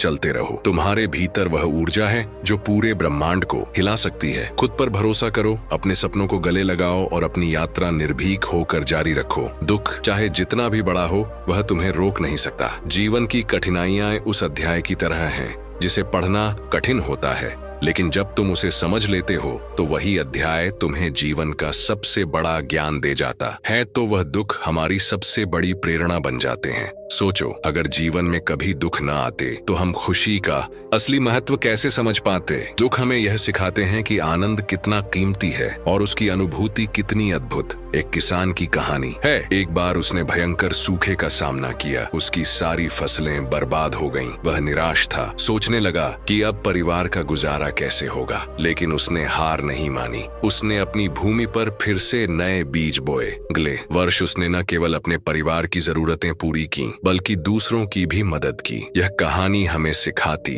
है कि मुश्किलें हमें तब तक नहीं हरा सकती जब तक हम अपने विश्वास और परिश्रम को थामे रखते हैं। जो गिरने से डरते नहीं वही जीवन में ऊंचाइयों को छूते हैं। जब भी तुम्हें लगे कि सब कुछ बिगड़ रहा है तो याद करना, पतंग भी तभी ऊंची उड़ती है जब उसे तेज हवाओं का सामना करना पड़ता है। तुम्हारे दुख भी तुम्हें उड़ान भरने की तैयारी करा रहे हैं। हर समस्या के पीछे एक समाधान छुपा होता है, बस तुम्हें उसे खोजने का नजरिया अपनाना है। तुम्हारे भीतर एक अद्भुत शक्ति है जिसे शायद तुमने अभी तक पहचाना नहीं है। भगवान ने हर इंसान के भीतर वह साहस रखा है जो बड़े से बड़े तूफानों का सामना कर सकता है। कृष्ण ने अर्जुन से कहा था, कर्तव्य से भागना समाधान नहीं है। जब तुम अपने कार्यों पर ध्यान दोगे तो तुम्हारे सारे भय और दुख स्वयं समाप्त हो जाएंगे। हर दर्द को सहने का साहस विकसित करो, हर क्षण को पूरी तरह जीने का आनंद लो। जब किसी का मन टूटता है तब वह सोचता है कि अब कुछ नहीं हो सकता, लेकिन वही क्षण होता है जब भीतर छुपी असली ताकत को जगाना होता है। एक गरीब व्यक्ति की कहानी याद करो। उसने सोचा था कि वह बड़ा कुछ नहीं कर सकता, लेकिन उसने छोटे छोटे कामों से शुरुआत की। अपनी मेहनत और सेवा से उसने न सिर्फ अपना जीवन संवारा बल्कि समाज में भी अपनी एक पहचान बना ली। याद रखो, सफलता की शुरुआत हमेशा छोटे कदमों से होती है। अगर तुम अपने दुखों को प्रेरणा में बदल लोगे तो तुम्हें कोई भी नहीं रोक सकता। दुख तुम्हें बताते हैं कि तुम्हें कितना मजबूत बनना है। खुद को हर मौके पर परखते रहो। हर चुनौती में छिपा होता है एक नया सबक। जीवन का सबसे महत्वपूर्ण गुण है सहनशीलता। जो सहने की कला जानते हैं वे कभी हारते नहीं। बांस के पेड़ को देखो, वह तेज हवाओं के झोंकों को सहता है, झुकता है पर टूटता नहीं। तुम्हें भी उसी की तरह लचीला और धैर्यवान बनना होगा। जब भी दुखों का तूफान उठे तो उसे अपने साहस की ढाल से सामना करो। हर दर्द तुम्हें यह सिखाता है कि इस जीवन में सब कुछ समय के अधीन है। अगर आज रात अंधेरी है तो कल भोर भी होगी। हर सुबह एक नई आशा लेकर आती है। रात चाहे कितनी भी गहरी हो, सुबह के उजाले के आगे टिक नहीं पाती। नदी को देखो, रास्ते में कितने भी बड़े पत्थर आए वह रुकती नहीं, वह बहती रहती है, अपनी राह खुद बनाती है। तुम्हें भी नदी की तरह बहते रहना है। अवरोध आएंगे लेकिन तुम्हारा लक्ष्य है आगे बढ़ते रहना। कभी कभी लगता है कि हमारे दुख सबसे बड़े हैं, लेकिन जब तुम इधर उधर देखोगे तो पाओगे कि कई लोग हमसे भी अधिक कठिनाइयों का सामना कर रहे हैं और फिर भी मुस्कुरा रहे हैं। क्यों? क्योंकि उन्होंने अपने दुखों को अपनी ताकत बना लिया है। हर दर्द को सीने से लगाना सीखो, मुस्कुराने का कारण खोजो, चाहे हालात कैसे भी हों। याद रखो, भगवान तुम्हें उतना ही बोझ देते हैं जितना तुम सह सकते हो। दुख तुम्हें अपनी शक्ति का बोध कराने के लिए आते हैं। अगर भगवान ने तुम्हें किसी चुनौती के सामने खड़ा किया है तो इसका अर्थ है कि वह जानते हैं तुम्हारे भीतर वह ताकत है जो इस चुनौती को पार कर सकती है। जब भी तुम्हें लगे कि तुम्हारे सामने कोई रास्ता नहीं बचा है, तब याद करना, ईश्वर जब एक दरवाजा बंद करते हैं तो कहीं न कहीं एक खिड़की जरूर खोलते हैं। तुम्हें बस उस खिड़की को ढूंढना है। अंधेरे में भी रोशनी की किरण खोजो। हर हार में छिपी जीत का स्वाद महसूस करो। तुम्हारे भीतर अपने जीवन को संवारने की ताकत मौजूद है। हर सुबह अपने आप से वादा करो, आज मैं कुछ अच्छा करूंगा। अगर तुम प्रतिदिन एक छोटी सी कोशिश करते रहो तो एक दिन तुम्हारा पूरा जीवन बदल जाएगा। जीवन एक किताब की तरह है। अगर किसी एक अध्याय में तकलीफ है तो पूरी किताब को मत छोड़ो, उस अध्याय से सबक लो और अगला अध्याय पहले से भी ज्यादा सुंदर लिखो। याद रखना, दुख तुम्हें गिराने नहीं आते बल्कि तुम्हें और ऊंचा उठाने के लिए आते हैं। तो उठो, जागो और अपने जीवन को एक नई दिशा देने के लिए प्रयास करो। भगवान ने तुम्हें इस धरती पर एक उद्देश्य के साथ भेजा है। तुम्हारे दुख तुम्हारे पथ प्रदर्शक हैं जो तुम्हें तुम्हारी मंजिल की ओर ले जा रहे हैं। दुख और कठिनाइयां ही हमारे जीवन की वे सीढ़ियां हैं जो हमें अपने सबसे बड़े लक्ष्यों तक पहुंचाती हैं। यह भी सत्य है कि जब हम दुख झेलते हैं तो वह समय असहनीय लगता है, लेकिन जब पीछे मुड़कर देखते हैं तो समझ में आता है कि वही कठिनाइयां हमें मजबूत बनाने के लिए आवश्यक थीं। एक दिन की बात है, एक मूर्तिकार एक बड़े पत्थर को काट रहा था। पत्थर दर्द से कराह उठा और गुस्से में बोला, तुम मुझे क्यों कष्ट दे रहे हो? मैं जैसा हूँ वैसा ही ठीक हूँ। मूर्तिकार मुस्कुराया और बोला, अगर मैं तुम्हें नहीं तराशता तो तुम बस एक साधारण पत्थर रह जाओगे, लेकिन जब मैं तुम्हें गढ़ूंगा तब लोग तुम्हारी पूजा करेंगे। यह बात हमारे जीवन पर भी पूरी तरह लागू होती है। दुख और तकलीफें हमें गढ़ने आती हैं ताकि हम अपने असली स्वरूप को प्राप्त कर सकें। पीड़ा से डरना मत, वह तुम्हें संवारने आई है। हर गहरे घाव के भीतर एक नई सुबह छिपी होती है। जीवन का सबसे बड़ा सबक है धैर्य। जब दुख आता है तो हमारे सामने दो रास्ते होते हैं, या तो हम उससे भाग जाएं या फिर डटकर सामना करें। लेकिन भागना केवल अस्थायी राहत देता है, समाधान नहीं। जब हम रुकते हैं और साहस के साथ दुख का सामना करते हैं तो वही कठिन समय हमें इतना सशक्त बना देता है कि भविष्य में कोई भी तूफान हमें डिगा नहीं सकता। एक और कहानी सुनो। एक किसान का गधा गलती से एक गहरे गड्ढे में गिर गया। किसान ने बहुत कोशिश की लेकिन उसे निकाल पाना मुश्किल था। आखिरकार किसान ने तय किया कि गड्ढे को मिट्टी से भरकर गधे को वहीं छोड़ देगा। जैसे ही किसान ने मिट्टी डालनी शुरू की, गधा हर बार अपने ऊपर गिरती मिट्टी को झाड़ता और उस पर चढ़ता गया। धीरे धीरे गधा ऊपर आता गया और अंत में गड्ढे से बाहर निकल आया। यह कहानी हमें सिखाती है कि जीवन में जब भी समस्याएं आए तो उन्हें अपने ऊपर हावी मत होने दो, उन्हें झाड़ो, उन पर चढ़ो और अपने लक्ष्य की ओर बढ़ते रहो। याद रखो, जो दर्द सहते हैं वही विजेता बनते हैं, जो गिरने के बाद भी उठते हैं वही इतिहास बनाते हैं। जब तुम्हें लगे कि सब कुछ खत्म हो गया है तो खुद से एक सवाल करना, क्या मैं सच में हार मानना चाहता हूँ? अगर दिल में जरा भी हिम्मत बाकी हो तो फिर से खड़े हो जाओ। सच्ची हार तब होती है जब तुम खुद को हार मानने देते हो, वरना हर गिरावट एक नई उड़ान का अवसर है। भगवान बुद्ध का एक सुंदर प्रसंग है। एक व्यक्ति रोते हुए उनके पास आया और बोला, मुझे बहुत दुख है। बुद्ध मुस्कुराए और पूछा, अगर कोई तुम्हें एक कड़वा फल दे तो क्या तुम उसे खा लोगे? व्यक्ति बोला, नहीं। बुद्ध ने कहा, तो फिर दुख को क्यों अपनाते हो? उसे भी छोड़ दो। ये सिखाता है कि दुख को अपने हृदय में स्थान मत दो, उसे पहचानो, सीखो, लेकिन अपने भीतर घर मत बनाने दो। जीवन को अपनी शर्तों पर जीना सीखो। कभी कभी हालात हमारे हाथ में नहीं होते, लेकिन खुद को बदलने की शक्ति हमेशा हमारे पास होती है। अगर हम अपनी सोच को सकारात्मक बना लें तो हर कठिनाई सरल लगने लगती है। एक बार एक युवक ने एक वृद्ध से सवाल किया, जीवन में इतनी परेशानियां क्यों आती हैं? वृद्ध ने मुस्कुराते हुए उसे एक गिलास पकड़ डाया जिसमें थोड़ा सा पानी था और कहा, इसे उठाओ। युवक ने गिलास उठाकर कहा, यह तो बहुत हल्का है। वृद्ध ने फिर कहा, इसे वैसे ही पकड़े रहो, बिना रखे। थोड़ी देर में युवक बोला, अब यह भारी लगने लगा है। वृद्ध ने शांत स्वर में कहा, ठीक वैसे ही हमारे दुख हैं। जब तुम उन्हें अपने भीतर देर तक थामे रखते हो तो वे असहनीय हो जाते हैं। उन्हें छोड़ दो और तुम्हारा मन हल्का हो जाएगा। दुखों को दिल में जगह मत दो, जीवन को खुलकर जीने का तरीका खोजो। याद रखो, तुम वही शक्ति हो जो पूरे ब्रह्मांड को हिला सकती है। तुम्हारे भीतर वह अद्भुत सामर्थ्य है जिसे शायद तुमने अभी तक पहचाना नहीं है। अगर तुम्हें अपने दुखों पर विजय पानी है तो सबसे पहले तुम्हें अपने भीतर झांकना होगा, खुद को समझना होगा कि तुम कितने अनमोल हो। भगवान कृष्ण ने गीता में कहा है, आत्मविश्वास से बढ़कर कोई बल नहीं है। यदि तुम स्वयं पर विश्वास रखते हो तो संसार की कोई भी शक्ति तुम्हें पराजित नहीं कर सकती। इसलिए खुद पर यकीन करो, हर दर्द को अपने निर्माण की एक सीढ़ी बनाओ, हर कठिन घड़ी से कुछ सीखो और अपने सपनों को साकार करने की दिशा में बढ़ते रहो। जीवन का हर पल तुम्हें कुछ सिखाने के लिए है। अगर तुम हर दिन से कुछ न कुछ सीखोगे तो तुम्हारा जीवन हर रोज निखरता जाएगा। दुख तुम्हारी असली ताकत को उजागर करने आते हैं। जो ठोकर खाते हैं वही चलना सीखते हैं, जो गिरते हैं और फिर उठते हैं वही ऊंचाइयों तक पहुंचते हैं। आज से संकल्प करो, तुम अपने दुखों को अपनी शक्ति बनाओगे। तुम हर उस चुनौती का सामना करोगे जो तुम्हें रोकने का प्रयास करती है। याद रखो, तुम्हारा जीवन अनमोल है और तुम्हारे भीतर उसे बदलने की शक्ति भी है। उठो, जागो और तब तक मत रुको जब तक अपनी मंजिल न पालो।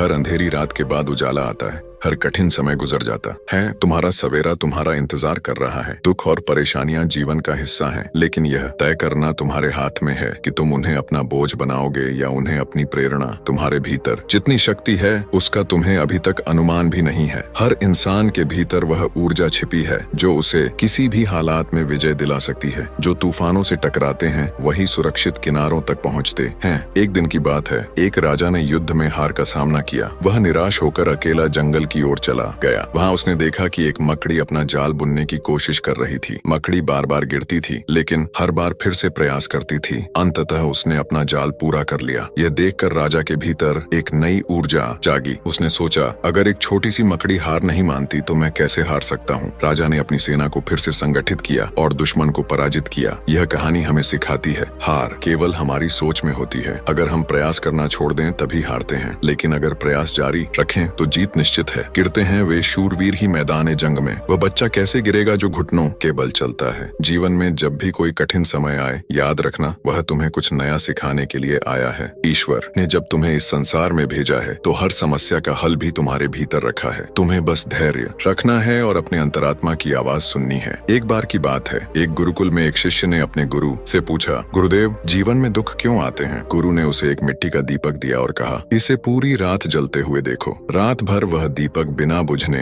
के जलता रहा। सुबह गुरु ने कहा, जैसे यह दिया जलते हुए भी अंधेरे को दूर कर रहा है, वैसे ही तुम्हारे दुख तुम्हारे जीवन को रोशन करने आए हैं। अगर यह दिया डर कर बुझ जाता तो अंधकार फैल जाता। जो अपने दर्द को समझते हैं वही असल जिंदगी के नायक बनते हैं। जब कभी तुम खुद को कमजोर महसूस करो तो गिनो, तुम्हारे पास कितने अनगिनत कारण हैं मुस्कुराने के। एक और प्रसंग सुनो। एक अंधा व्यक्ति सड़क किनारे भीख मांग रहा था। एक लेखक वहाँ से गुजरा। उसने उस अंधे व्यक्ति की तख्ती पर लिखा, यह एक खूबसूरत दिन है लेकिन मैं इसे देख नहीं सकता। बस फिर क्या था, लोगों ने उसकी मदद करना शुरू कर दिया। ये घटना हमें सिखाती है कि हमारे शब्द और हमारा दृष्टिकोण परिस्थितियों को बदलने की शक्ति रखते हैं। दुख को अपने मन का मालिक मत बनने दो। उसे एक मेहमान की तरह रखो जो थोड़े समय के लिए आता है और फिर चला जाता है। जो दर्द को अपने दोस्त बना लेते हैं वे कभी अकेले नहीं होते। जीवन एक यात्रा है और हर यात्रा में रुकावटें आती हैं, लेकिन याद रखो, हर रुकावट तुम्हें और मजबूत बनाती है। तुम्हारे सामने कितनी भी मुश्किलें आए, तुम्हें अपनी आस्था को बनाए रखना है। भगवान कृष्ण ने अर्जुन से कहा था, जब तुम्हें अपने चारों ओर अंधकार नजर आए तो समझो कि सवेरा बहुत पास है। अगर तुम्हें अपने जीवन में संघर्ष का सामना करना पड़ रहा है तो यह समझो कि तुम्हारा उज्जवल भविष्य तुम्हारा इंतजार कर रहा है। हर रात के बाद एक सुबह होती है, हर दुख के बाद एक खुशी होती है। याद रखो, दुख और तकलीफें तुम्हारी आत्मा को मजबूत बनाने के लिए आती हैं। वे तुम्हें यह सिखाती हैं कि जीवन कितना अनमोल है। जब भी तुम्हें लगे कि तुम्हारे पास कोई रास्ता नहीं है तो अपने अंदर झांक कर देखो। तुम्हारे भीतर वह शक्ति है जो किसी भी परिस्थिति को बदल सकती है। जो लोग अपने इरादों पर अडिग रहते हैं वही हर मुश्किल को आसान महान बना सकते हैं। तो उठो, अपने दुखों से डर मत जाओ, उन्हें गले लगाओ और उनसे सीखो। ये समय भी बीत जाएगा और जब तुम पीछे मुड़कर देखोगे तो गर्व महसूस करोगे कि तुमने हार नहीं मानी। तुमने अपने संघर्षों को अपनी ताकत बनाया और अपना जीवन खूबसूरत बनाया। जो आज कांटों पर चलते हैं, कल वही गुलाबों की महक पाते हैं। दुख और कठिनाइयाँ उस अग्नि परीक्षा जैसी होती है जो हमें तपाकर मजबूत बनाती हैं।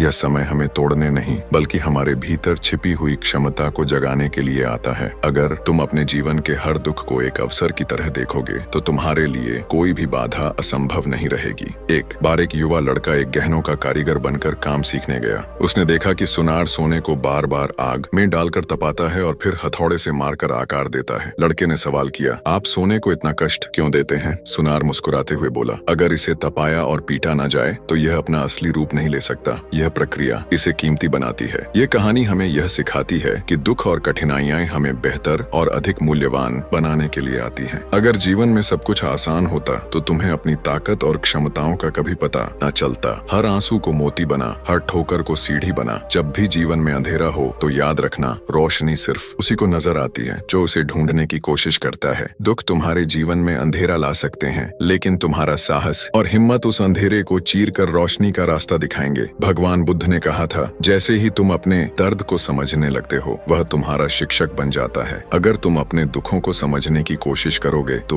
वे तुम्हें सिखाएंगे कि तुम्हारी असली ताकत कहाँ है। जो लोग अंधेरे में रोशनी ढूंढ लेते हैं वही अपने जीवन को महान बना पाते हैं। जीवन में सबसे बड़ी ताकत है आत्मविश्वास। अगर तुम्हें खुद पर यकीन है तो कोई भी परिस्थिति तुम्हें हरा नहीं सकती। अर्जुन ने गीता में भगवान कृष्ण से कहा था कि वह युद्ध नहीं कर सकता। कृष्ण ने उसे आत्मविश्वास और कर्तव्य का पाठ पढ़ाया। उन्होंने कहा, तुम्हारे कर्म ही तुम्हारी पहचान है। जब तुम अपने कर्तव्यों को पूरी ईमानदारी से निभाओगे तो तुम्हारे सारे डर और दुख मिट जाएंगे। कर्म करो, फल की चिंता मत करो, अपने रास्ते पर चलते जाओ। एक बार एक गांव में भीषण सूखा पड़ा। लोगों में निराशा छा गई थी और वे सोच रहे थे कि अब क्या होगा।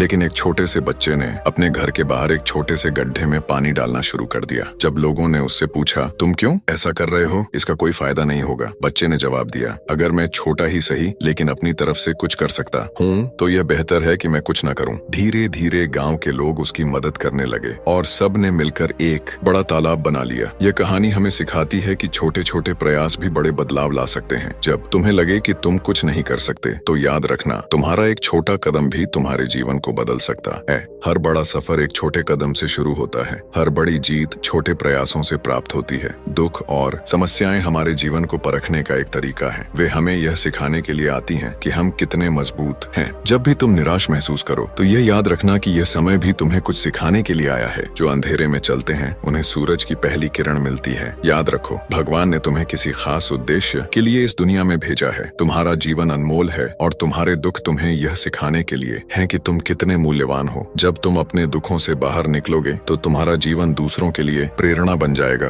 जो दर्द को जीत कर मुस्कुराते हैं वही दूसरों के जीवन में उजाला लाते हैं। तो आज से यह तय करो कि तुम अपने दुखों को अपनी ताकत बनाओगे। तुम हर उस बाधा को पार करोगे जो तुम्हें रोकने की कोशिश करती है। ये मत सोचो कि तुम अकेले हो। तुम्हारे साथ भगवान का आशीर्वाद है और तुम्हारे भीतर वह शक्ति है जो असंभव को संभव बना सकती है। जो अपने दुखों से सीखते हैं वे इतिहास रचते हैं। दुख और कठिनाइयां जब भी हमारे जीवन में आती हैं तो वे हमें डराने के लिए नहीं बल्कि हमें निखारने के लिए होती हैं। हमें समझना होगा कि हर परिस्थिति हमें मजबूत बनने का अवसर देती है। जीवन में बड़ी से बड़ी चुनौती भी तब छोटी लगने लगती है जब हम अपने मन को शांत रखें और अपनी सोच को सकारात्मक बनाए रखें। हर चुनौती में छिपा एक नया रास्ता है। हर कठिनाई में छिपा एक बड़ा अवसर है। एक बार एक वृद्ध किसान के पास एक घोड़ा था। एक दिन वह घोड़ा भाग गया। पड़ोसी आए और बोले, यह तो बहुत बुरा हुआ। किसान मुस्कुराते हुए बोला, शायद कुछ दिनों बाद घोड़ा वापस आया और साथ में कई जंगली घोड़े भी ले आया। पड़ोसी फिर आए और बोले, ये तो बहुत अच्छा हुआ। किसान फिर से मुस्कुराए और कहा, शायद। अगले दिन किसान का बेटा घोड़ों को काबू में करने की कोशिश में गिरकर घायल हो गया। पड़ोसी फिर आए और बोले, यह तो बहुत बुरा हुआ। किसान ने फिर से वही कहा, शायद। कुछ दिनों बाद सेना के लोग गाँव में जवानों को लेने आए, लेकिन किसान के बेटे को घायल देखकर उन्होंने उसे छोड़ दिया। अब पड़ोसी आए और बोले, यह तो बहुत अच्छा हुआ। किसान मुस्कुराए और कहा, जो होता है वह हम हमारे भले के लिए होता है। इस कहानी का संदेश यही है कि हमें हर स्थिति में धैर्य रखना चाहिए। हम तुरंत यह नहीं समझ पाते कि क्या सही है और क्या गलत, लेकिन समय के साथ सब स्पष्ट हो जाता है। जो धैर्य रखता है वह सब कुछ पा लेता है, जो घबराता है वह सब कुछ खो देता है। जब भी दुख तुम्हारे जीवन में दस्तक दे तो खुद से यह सवाल पूछो, क्या मैं इसे बदल सकता हूँ? अगर जवाब हाँ है तो मेहनत करो, अगर जवाब नहीं है तो उसे स्वीकार करो और आगे बढ़ो। भगवान ने हमें यह क्षमता दी है कि हम अपने जीवन की हर परिस्थिति को अपने नजरिए से बेहतर बना सकते हैं। एक साधु से किसी ने पूछा, आप हमेशा शांत और खुश कैसे रहते हैं? साधु ने कहा, मैं हर दिन यह तय करता हूँ कि जो मेरे पास है मैं उसके लिए आभारी रहूं और जो नहीं है उसके बारे में चिंता न करूं। यह सोच हमें सिखाती है कि खुशियां हमारे पास पहले से मौजूद होती हैं, बस हमें उन्हें देखना और महसूस करना आना चाहिए। जो संतोष का साथी है वही सदा सुखी रहता है। एक छोटे बच्चे ने एक सुंदर तितली को देखा जो अपने कोकून से बाहर निकलने की कोशिश कर रही थी। बच्चा तितली की मदद करना चाहता था, इसीलिए उसने कोकून को तोड़ दिया। तितली बाहर तो निकली, लेकिन वह कमजोर थी और कभी उड़ नहीं पाई। यह हमें सिखाता है कि संघर्ष हमारे जीवन का हिस्सा है और यही हमें मजबूत बनाता है। अगर हम संघर्ष से बचने की कोशिश करेंगे तो हम कभी उड़ान नहीं भर पाएंगे। संघर्ष ही सफलता की पहली सीढ़ी है और बिना मेहनत के कोई मुकाम नहीं मिलता। भगवान कृष्ण ने गीता में कहा है, तुम्हारा कर्म ही तुम्हारा धर्म है। जब भी जीवन में बाधाएं आएं तो यह मत सोचो कि क्यों आ रही हैं, बस अपना कर्म करते जाओ। जो कुछ भी हो रहा है वह तुम्हारे अच्छे के लिए हो रहा है। अपने कर्म पर विश्वास रखो, हर मुश्किल का हल तुम्हारे पास है। याद रखो, हर रात के बाद सुबह होती है, हर अंधेरे के बाद उजाला आता है। अगर आज तुम्हारे जीवन में दुख है तो इसका मतलब है कि कल तुम्हारे जीवन में खुशियां आने वाली हैं। बस अपने इरादों को मजबूत रखो और चलते रहो, रुको मत। हर पड़ाव तुम्हें मंजिल तक ले जाएगा। तुम्हारे जीवन की हर कहानी अनमोल है। हर दुख तुम्हें यह सिखाने के लिए आया है कि तुम कितने मजबूत हो। जब तुम अपने दुखों से सीखोगे तो तुम्हें यह एहसास होगा कि तुम किसी भी परिस्थिति का सामना कर सकते हो। जो मुश्किलों से भागते नहीं वे ही इतिहास बनाते हैं। तो उठो, जागो और अपने जीवन को एक नई दिशा दो। हर दिन एक नई शुरुआत है, हर पल तुम्हारे लिए एक अवसर है।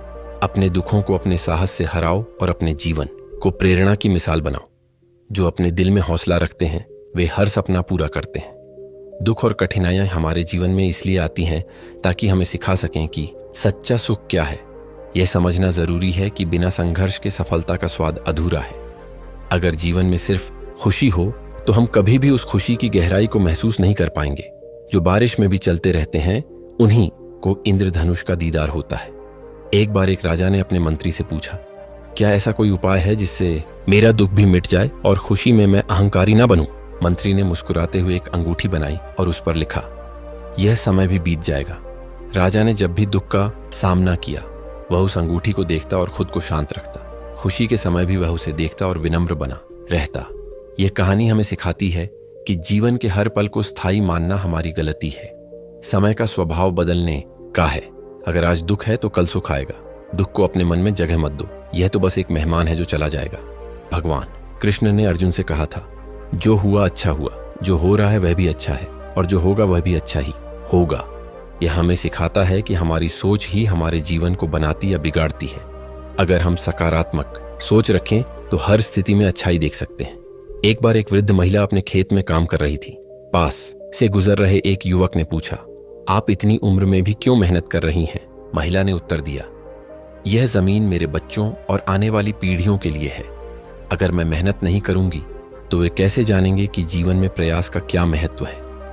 ये कहानी हमें यह सिखाती है कि हर मुश्किल को अपना कर्तव्य समझकर निभाना चाहिए, क्योंकि हमारे कर्म ही हमारी पहचान बनाते हैं। जो अपने कर्म में लीन रहते हैं उनके लिए हर मुश्किल आसान हो जाती है। जब भी तुम्हें लगे कि जीवन में सब खत्म हो गया है तब याद रखना कि यह केवल एक नई शुरुआत का संकेत है। जो चीजें टूटती हैं वही नए रूप में सबसे मजबूत बनती हैं। जैसे सोने को तपाकर ही गहना बनाया जाता है, वैसे ही तुम्हारे दुख तुम्हें एक बेहतर इंसान बनाने के लिए आते हैं। टूटकर जो जुड़ते हैं वही सबसे मजबूत बनते हैं। किसी महान लेखक ने लिखा है, दुख हमारे जीवन की वह किताब है जिसे हम जितना पढ़ते हैं उतना ही समझदार बनते हैं। इसलिए जब भी तुम्हें दुख का सामना करना पड़े तो इसे टालने की बजाय इसे समझो। इससे तुम्हारे जीवन में नई समझ और दिशा आएगी। जो दुख को समझता है वही जीवन का असली आनंद लेता है। एक बार एक छोटी चिड़िया अपने घोंसले से गिर गई। वह डर गई और सोचने लगी कि अब क्या होगा, लेकिन उसने हिम्मत की और बार बार अपने पंखों को फड़फड़ाने लगी। थोड़ी ही देर में उसने उड़ना सीख लिया। अगर वह डर कर बैठ जाती तो वह कभी भी उड़ नहीं पाती। यह हमें सिखाता है कि डर हमारे जीवन का सबसे बड़ा दुश्मन है। अगर हम अपने डर पर विजय पा लें तो दुनिया की कोई भी ताकत हमें रोक नहीं सकती। जो डर को जीत लेते हैं वे ही आसमान को छूते हैं। भगवान बुद्ध ने कहा है, खुद पर विजय पाना ही सबसे बड़ी विजय है। अगर तुम अपने मन को शांत और दृढ़ बना सकते हो तो तुम्हारे लिए कोई भी बाधा बड़ी नहीं रह जाएगी। तुम्हारे जीवन का हर कठिन समय तुम्हें यह सिखाने के लिए आता है कि तुम में कितनी शक्ति है। जो अपने आप को जान लेते हैं वे पूरी दुनिया को जीत लेते हैं। तो आज से यह संकल्प लो कि तुम अपने दुखों को अपनी ताकत बनाओगे। हर दिन एक नई शुरुआत है और हर पल तुम्हारे लिए एक अवसर है। अपने सपनों को सच करने के लिए मेहनत करो और याद रखो कि तुम अपनी तकलीफों से कहीं बड़े हो। जो अपने सपनों पर विश्वास रखते हैं वे हर मुश्किल को पार कर जाते हैं। दुख और समस्याएं हमें यह एहसास दिलाने आती हैं कि जीवन केवल सुख और दुख का खेल है। हमें यह समझने की जरूरत है कि दुख हमारे अनुभवों को गहराई देता है, हमें सिखाता है और हमारे अंदर की ताकत को उजागर करता है। अगर हम हर दुख को एक चुनौती की तरह लें और उसे सीखने की कोशिश करें तो वह हमारी सबसे बड़ी जीत बन सकती है। जो चट्टानों से टकरा जाते हैं वे ही पर्वत की ऊंचाई तक पहुंचते हैं। वही नदियां ही अपना रास्ता बदल पाती हैं जो रुकने के बजाय अपने संघर्ष को अपनाती हैं। एक बार एक कुम्हार मिट्टी के बर्तन बना रहा था। एक छोटे से बच्चे ने पूछा, आप इसे बार बार क्यों मारते हैं और इसे आग में क्यों रखते हैं? कुम्हार मुस्कुराते हुए बोला, अगर मैं इसे नहीं तपाऊं तो यह मजबूत नहीं बनेगा और टूट जाएगा।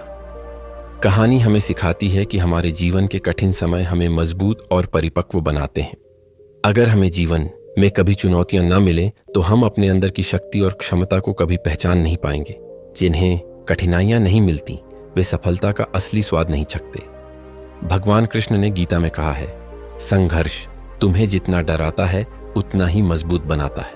अगर तुम अपने दुख से भागोगे तो वह तुम्हारे पीछे पीछे आता रहेगा, लेकिन अगर तुम उसका सामना करोगे तो वह तुम्हारे जीवन से दूर हो जाएगा। जब भी तुम्हें लगे कि जीवन में सब खत्म हो गया है तो यह याद करो कि हर सूर्यास्त के बाद एक नया सूर्योदय होता है। जो आज तुम्हारे जीवन में अंधकार है वह कल तुम्हें रोशनी का रास्ता दिखाएगा। रात जितनी गहरी होती है सवेरा उतना ही पास होता है। एक दिन एक किसान का गधा कुएं में गिर गया। किसान ने सोचा कि अब गधे को बचाना मुश्किल है, इसलिए उसने कुएं को मिट्टी से भरने का फैसला किया। उसने मिट्टी फेंकनी शुरू की, लेकिन गधा हर बार मिट्टी को अपने ऊपर से झाड़ता और उस पर खड़ा हो जाता। धीरे धीरे मिट्टी का स्तर बढ़ा और गधा कुएं से बाहर निकल आया। यह कहानी हमें सिखाती है कि जब लोग तुम पर मिट्टी फेंकें, यानी जब वे तुम्हारे खिलाफ बातें करें या तुम्हें नीचा दिखाने की कोशिश करें, तो उसे अपने ऊपर हावी मत होने दो। उसे झाड़ो और उसे अपनी सीढ़ी बनाओ। हर कठिनाई को अवसर में बदलो। जो ठोकरों को सहकर उठते हैं वही नई ऊंचाइयों को छूते हैं। जब भी जीवन में निराशा महसूस हो तो यह सोचो कि तुम कितने भाग्यशाली हो कि तुम्हारे पास चुनौतियों से लड़ने का मौका है। हर कठिनाई तुम्हें आगे बढ़ने का रास्ता दिखाती है। भगवान बुद्ध ने कहा था, दुख का अंत केवल समझ और सहनशीलता से होता है। अगर तुम अपने दुखों को समझोगे तो वे तुम्हारे शिक्षक बन जाएंगे। वे तुम्हें सिखाएंगे कि जीवन में सच्चा आनंद कहाँ है। जो दर्द को समझते हैं वे हर परिस्थिति में मुस्कुरा सकते हैं। एक दिन एक बच्चे ने अपने पिता से पूछा, पापा, पेड़ की शाखाएं इतनी मजबूत कैसे बनती हैं? पिता ने उत्तर दिया, शाखाएं जितनी तेज हवा का सामना करती हैं उतनी ही मजबूत बनती हैं। अगर हवा ना हो तो वे कमजोर रह जाती हैं। ये बात हमारे जीवन पर भी लागू होती है। जब तक हमारे जीवन में संघर्ष और चुनौतियां नहीं होंगी हम अपनी असली ताकत को नहीं पहचान पाएंगे। जो हवा के झोंकों में खड़े रहते हैं वे ही आसमान छूने का हौसला रखते हैं। याद रखो, हर इंसान के जीवन में दुख आता है, लेकिन हर कोई उसे अपने नजरिए से देखता है।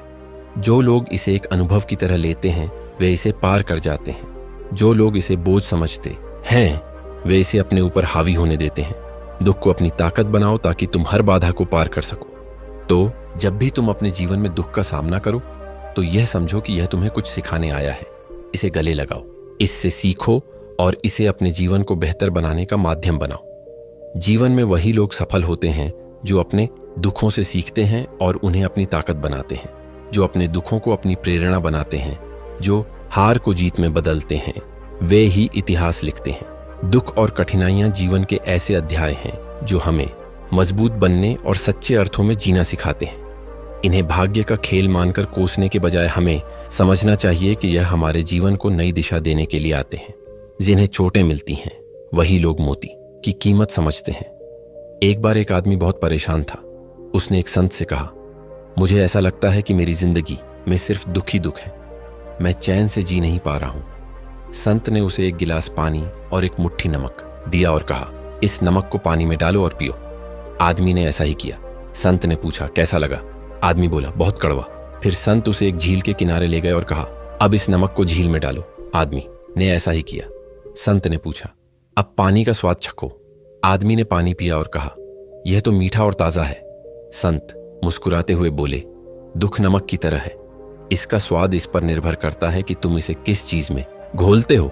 अगर तुम इसे अपने छोटे से मन में समेटोगे तो यह बहुत कड़वा लगेगा, लेकिन अगर तुम इसे अपने जीवन के विशाल दृष्टिकोण में समाहित करोगे तो यह तुच्छ हो जाएगा।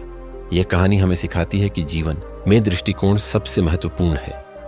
अगर हम अपने दुखों को बड़े परिप्रेक्ष्य में देखें तो वे हमारे जीवन को उतना प्रभावित नहीं कर पाएंगे। जो सोच को बड़ा करते हैं उनके दुख छोटे हो जाते हैं। भगवान कृष्ण ने गीता में स्पष्ट रूप से कहा है कि यह संसार नश्वर है। सुख दुख, हानि लाभ, हार जीत सब अस्थायी हैं।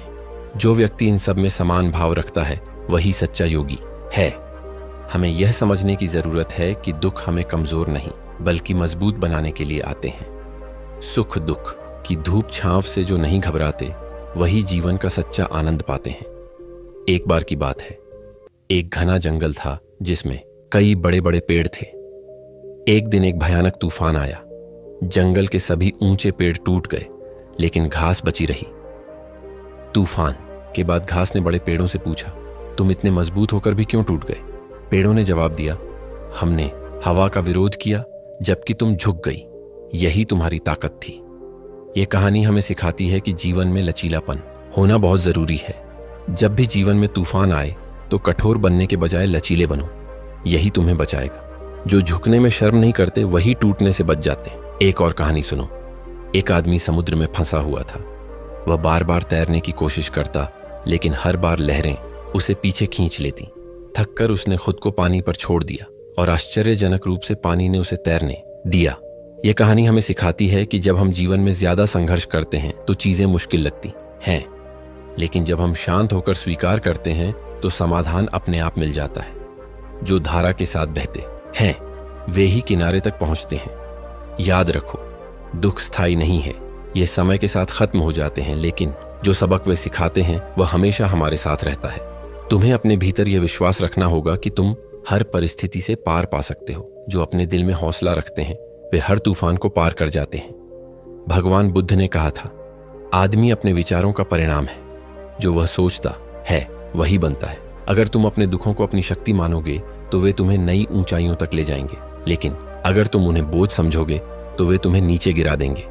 जो विचारों से ऊंचा उठते हैं वही अपने जीवन को महान बनाते हैं। तो जब भी जीवन में कठिनाई आए तो उसे एक परीक्षा की तरह लो, इसे जीतने की कोशिश करो। हर कठिनाई तुम्हारे लिए एक नए अवसर की तरह है। यह तुम्हें निखारने और तुम्हारे जीवन को बेहतर बनाने के लिए आई है। जो ठोकर खाकर उठते हैं वही जीवन में बड़ी सफलता हासिल करते हैं। वे इतिहास रचते हैं। जब भी जीवन में मुश्किलें आती हैं हमें यह समझना चाहिए कि यह हमारी परीक्षा नहीं बल्कि हमारे आत्मविश्वास को बढ़ाने का अवसर है। जीवन के हर पल में सीखने की शक्ति छिपी होती है। जो लोग अपनी कठिनाइयों से सीखते हैं वही वास्तविक जीवन के सच्चे विजेता होते हैं। सच्चे विजेता वही होते हैं जो हर मुश्किल में एक नई उम्मीद पाते हैं। एक बार एक युवा शिष्य अपने गुरु से पूछा, गुरुदेव, अगर जीवन में मुश्किलें आती हैं तो हमें क्या करना चाहिए? गुरु मुस्कुराए और बोले, अगर तुम्हारे रास्ते में पत्थर आ जाए तो क्या तुम उससे घबराओगे या उसे हटाकर आगे बढ़ोगे? शिष्य ने कहा, मैं उसे हटाकर आगे बढ़ूंगा। गुरु ने उत्तर दिया, ठीक यही तुम्हें जीवन में करना है। जब भी तुम्हें कोई समस्या आए तो उसे हटाओ और आगे बढ़ो, कभी ना रुको। ये कहानी हमें सिखाती है कि समस्याएं हमारी राह को नहीं रोक सकती बल्कि हमें और भी मजबूत बनाती हैं। जो लोग हर चुनौती का डटकर सामना करते हैं वे ही अपनी मंजिल तक पहुंचते हैं। जो अंधेरे से डरते नहीं वही प्रकाश की ओर बढ़ते हैं। एक दिन एक आदमी जंगल में घूम रहा था और उसे रास्ता भूल गया। वह बहुत घबराया और सोचने लगा, अब क्या होगा? तभी उसने एक पक्षी को देखा जो अपने नन्हे बच्चों को ढूंढने के लिए पेड़ों के बीच चक्कर लगा रहा था। पक्षी को देखकर वह आदमी सोचने लगा, यह पक्षी बिना रास्ता जाने भी अपनी दिशा खोज रहा है, फिर मैं क्यों घबराऊं। उसे एहसास हुआ कि जब हम अपनी आंतरिक शक्ति पर विश्वास रखते हैं तो हम बिना किसी मार्गदर्शन के भी सही दिशा में बढ़ सकते हैं। जो आत्मविश्वास से जीते हैं उनके सामने कोई भी रुकावट नहीं होती। जब भी जीवन में दुख आए तो इसे एक अस्थायी स्थिति समझो। ये कोई स्थायी स्थिति नहीं होती, बल्कि ये समय के साथ बदलती है। दुख की घड़ी के बाद खुशियां जरूर आएंगी। एक बार एक वृद्ध व्यक्ति ने एक छोटे बच्चे से पूछा, क्या तुमने कभी दर्द महसूस किया है? बच्चा हंसते हुए बोला, क्या वह दर्द कभी स्थायी होता है? वृद्ध व्यक्ति मुस्कुराए और बोले, नहीं, वह तो जाता है। जैसे हर दर्द का समय आता है और फिर वह चला जाता है। दुख आनंद का एक हिस्सा है, वह आता है, जाता है, फिर लौट कर आता है। जब तक हम ये समझते नहीं कि दर्द और सुख जीवन का हिस्सा है, तब तक हम उनसे डरते रहते हैं। लेकिन जब हम इन्हें स्वीकार करते हैं तो हम उनके पार जाकर एक नए अनुभव को प्राप्त कर सकते हैं। जीवन की भागदौड़ में सुकून भरी नींद मानो एक अनमोल खजाना बन गई है। हर कोई इससे जुड़ी जादुई चाबी को ढूंढने की कोशिश करता है, लेकिन क्या ऐसा हो सकता है कि गहरी और शांति भरी नींद का रहस्य हमारे भीतर ही छुपा हो?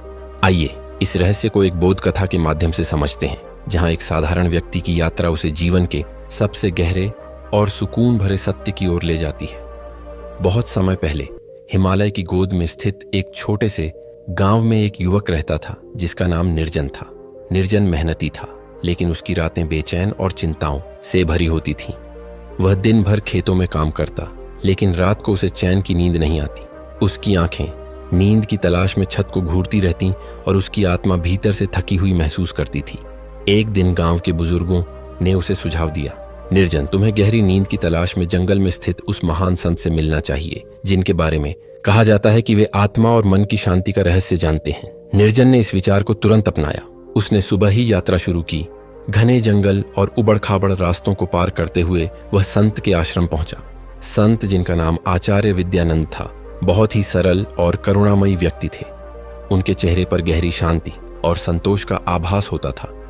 निर्जन ने उनके चरणों में झुककर अपनी समस्या बताई। गुरुदेव, मैं रातों को चैन की नींद नहीं सो पाता। मैं हर समय थका हुआ और बेचैन महसूस करता हूँ।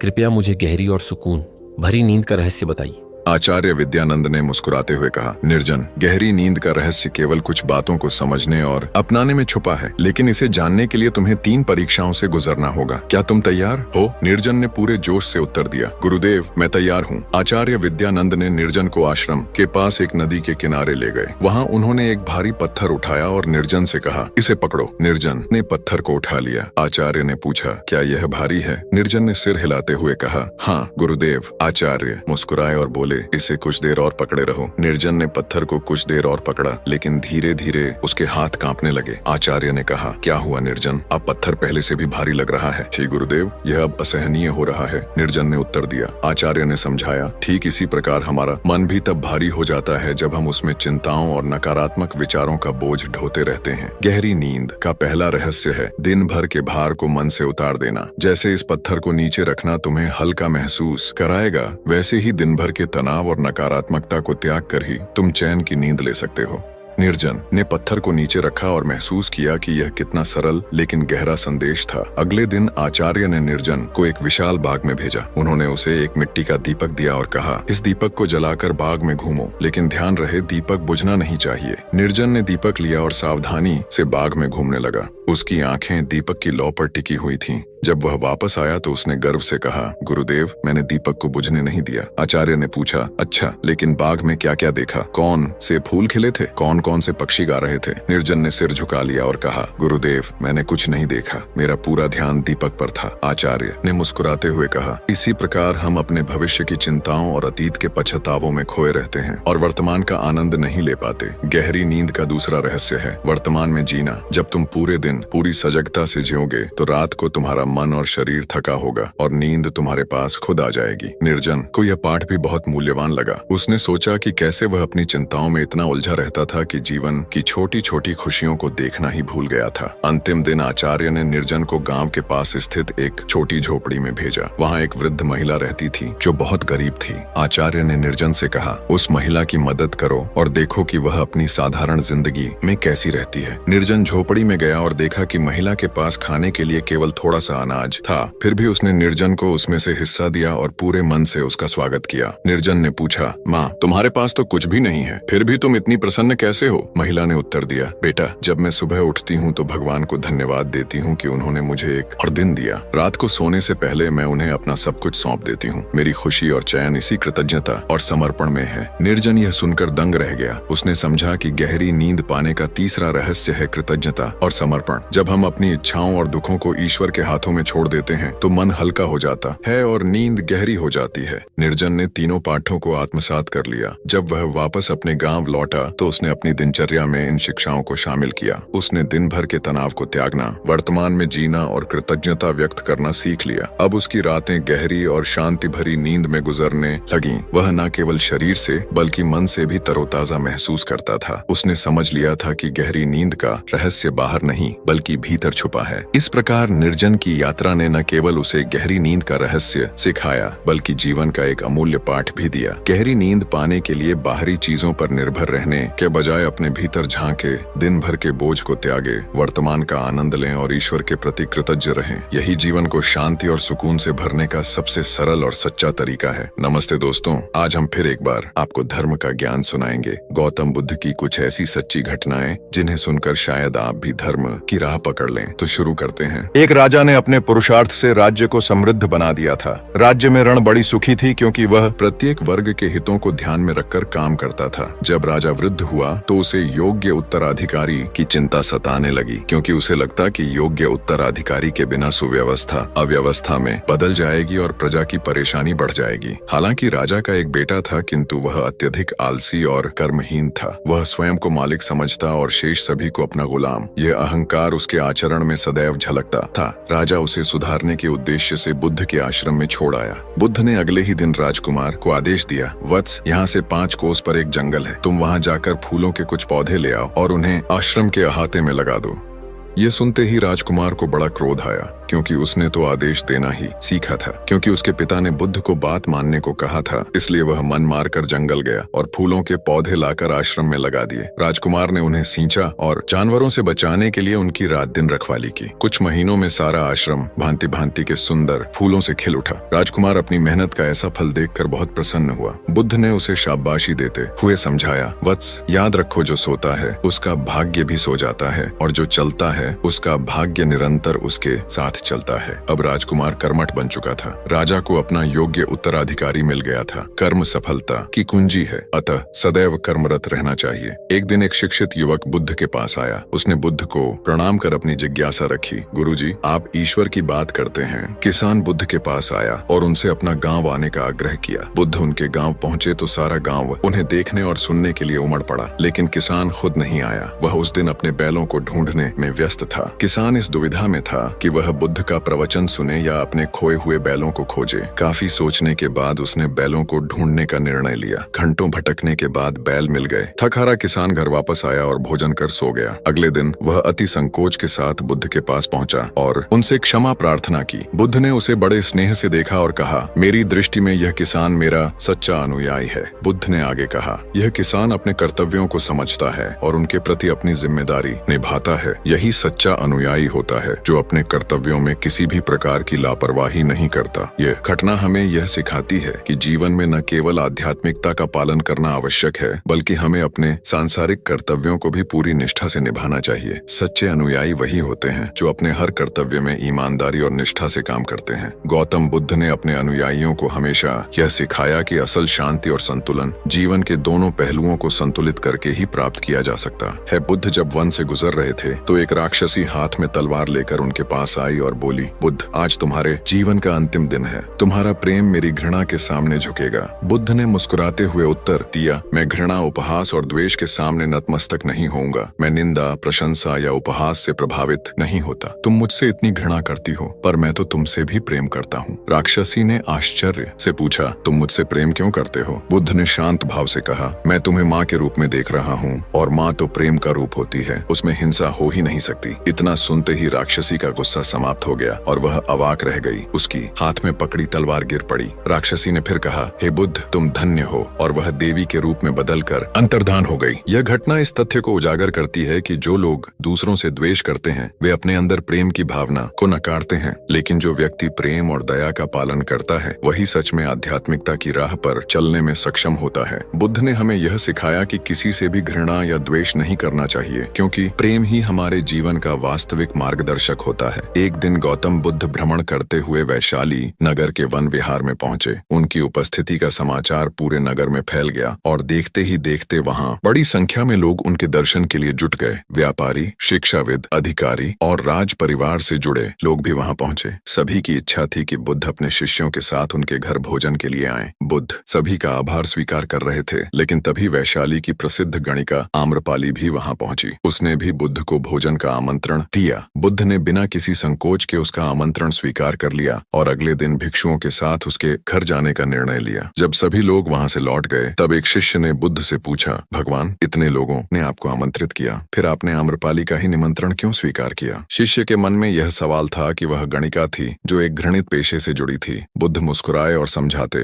हुए कहा, वह गणिका थी, लेकिन अब उसने अपने पापों का प्रायश्चित किया है। उसने अपनी पवित्रता को फिर से पाया है। यदि कोई व्यक्ति अपने बुरे कर्मों से मुक्ति पा लेता है तो वह उन लोगों से भी श्रेष्ठ हो जाता है जो कभी बुरे कर्मों में लिप्त नहीं थे। इसीलिए उसके आमंत्रण को स्वीकारने में मुझे कोई संकोच नहीं है। इसी तरह बुद्ध ने हमें यह शिक्षा दी कि जब कोई व्यक्ति अपने बुरे कर्मों से मुक्ति प्राप्त करता है तो उसे सम्मान देना चाहिए, न कि उसके अतीत को देखकर उसे तिरस्कृत करना चाहिए। यह हमें यह भी सिखाता है कि हमें किसी के पापों या गलतियों को देखकर उसे निर्णय नहीं करना चाहिए, बल्कि उसकी वर्तमान स्थिति और उसके सुधार की ओर ध्यान देना चाहिए। इसके बाद बुद्ध के जीवन में एक और महत्वपूर्ण घटना घटी। एक समय महाप्रजापति गौतमी ने बुद्ध से अनुरोध किया कि वह स्त्रियों को भी दीक्षा दें, लेकिन बुद्ध ने पहले इस अनुरोध को अस्वीकार कर दिया। हालांकि जब गौतमी और अन्य स्त्रियां भिक्षुणी बनने की इच्छा लेकर बुद्ध के पास पहुंची और भिक्षु के वस्त्र पहनकर उनके सामने खड़ी हो गई, तो बुद्ध ने यह निर्णय लिया कि स्त्रियों को दीक्षा देने के लिए कुछ नियमों का पालन करना होगा। बुद्ध का मानना था कि स्त्रियां भी पुरुषों की तरह निर्वाण प्राप्त कर सकती हैं, लेकिन उन्होंने यह समझाया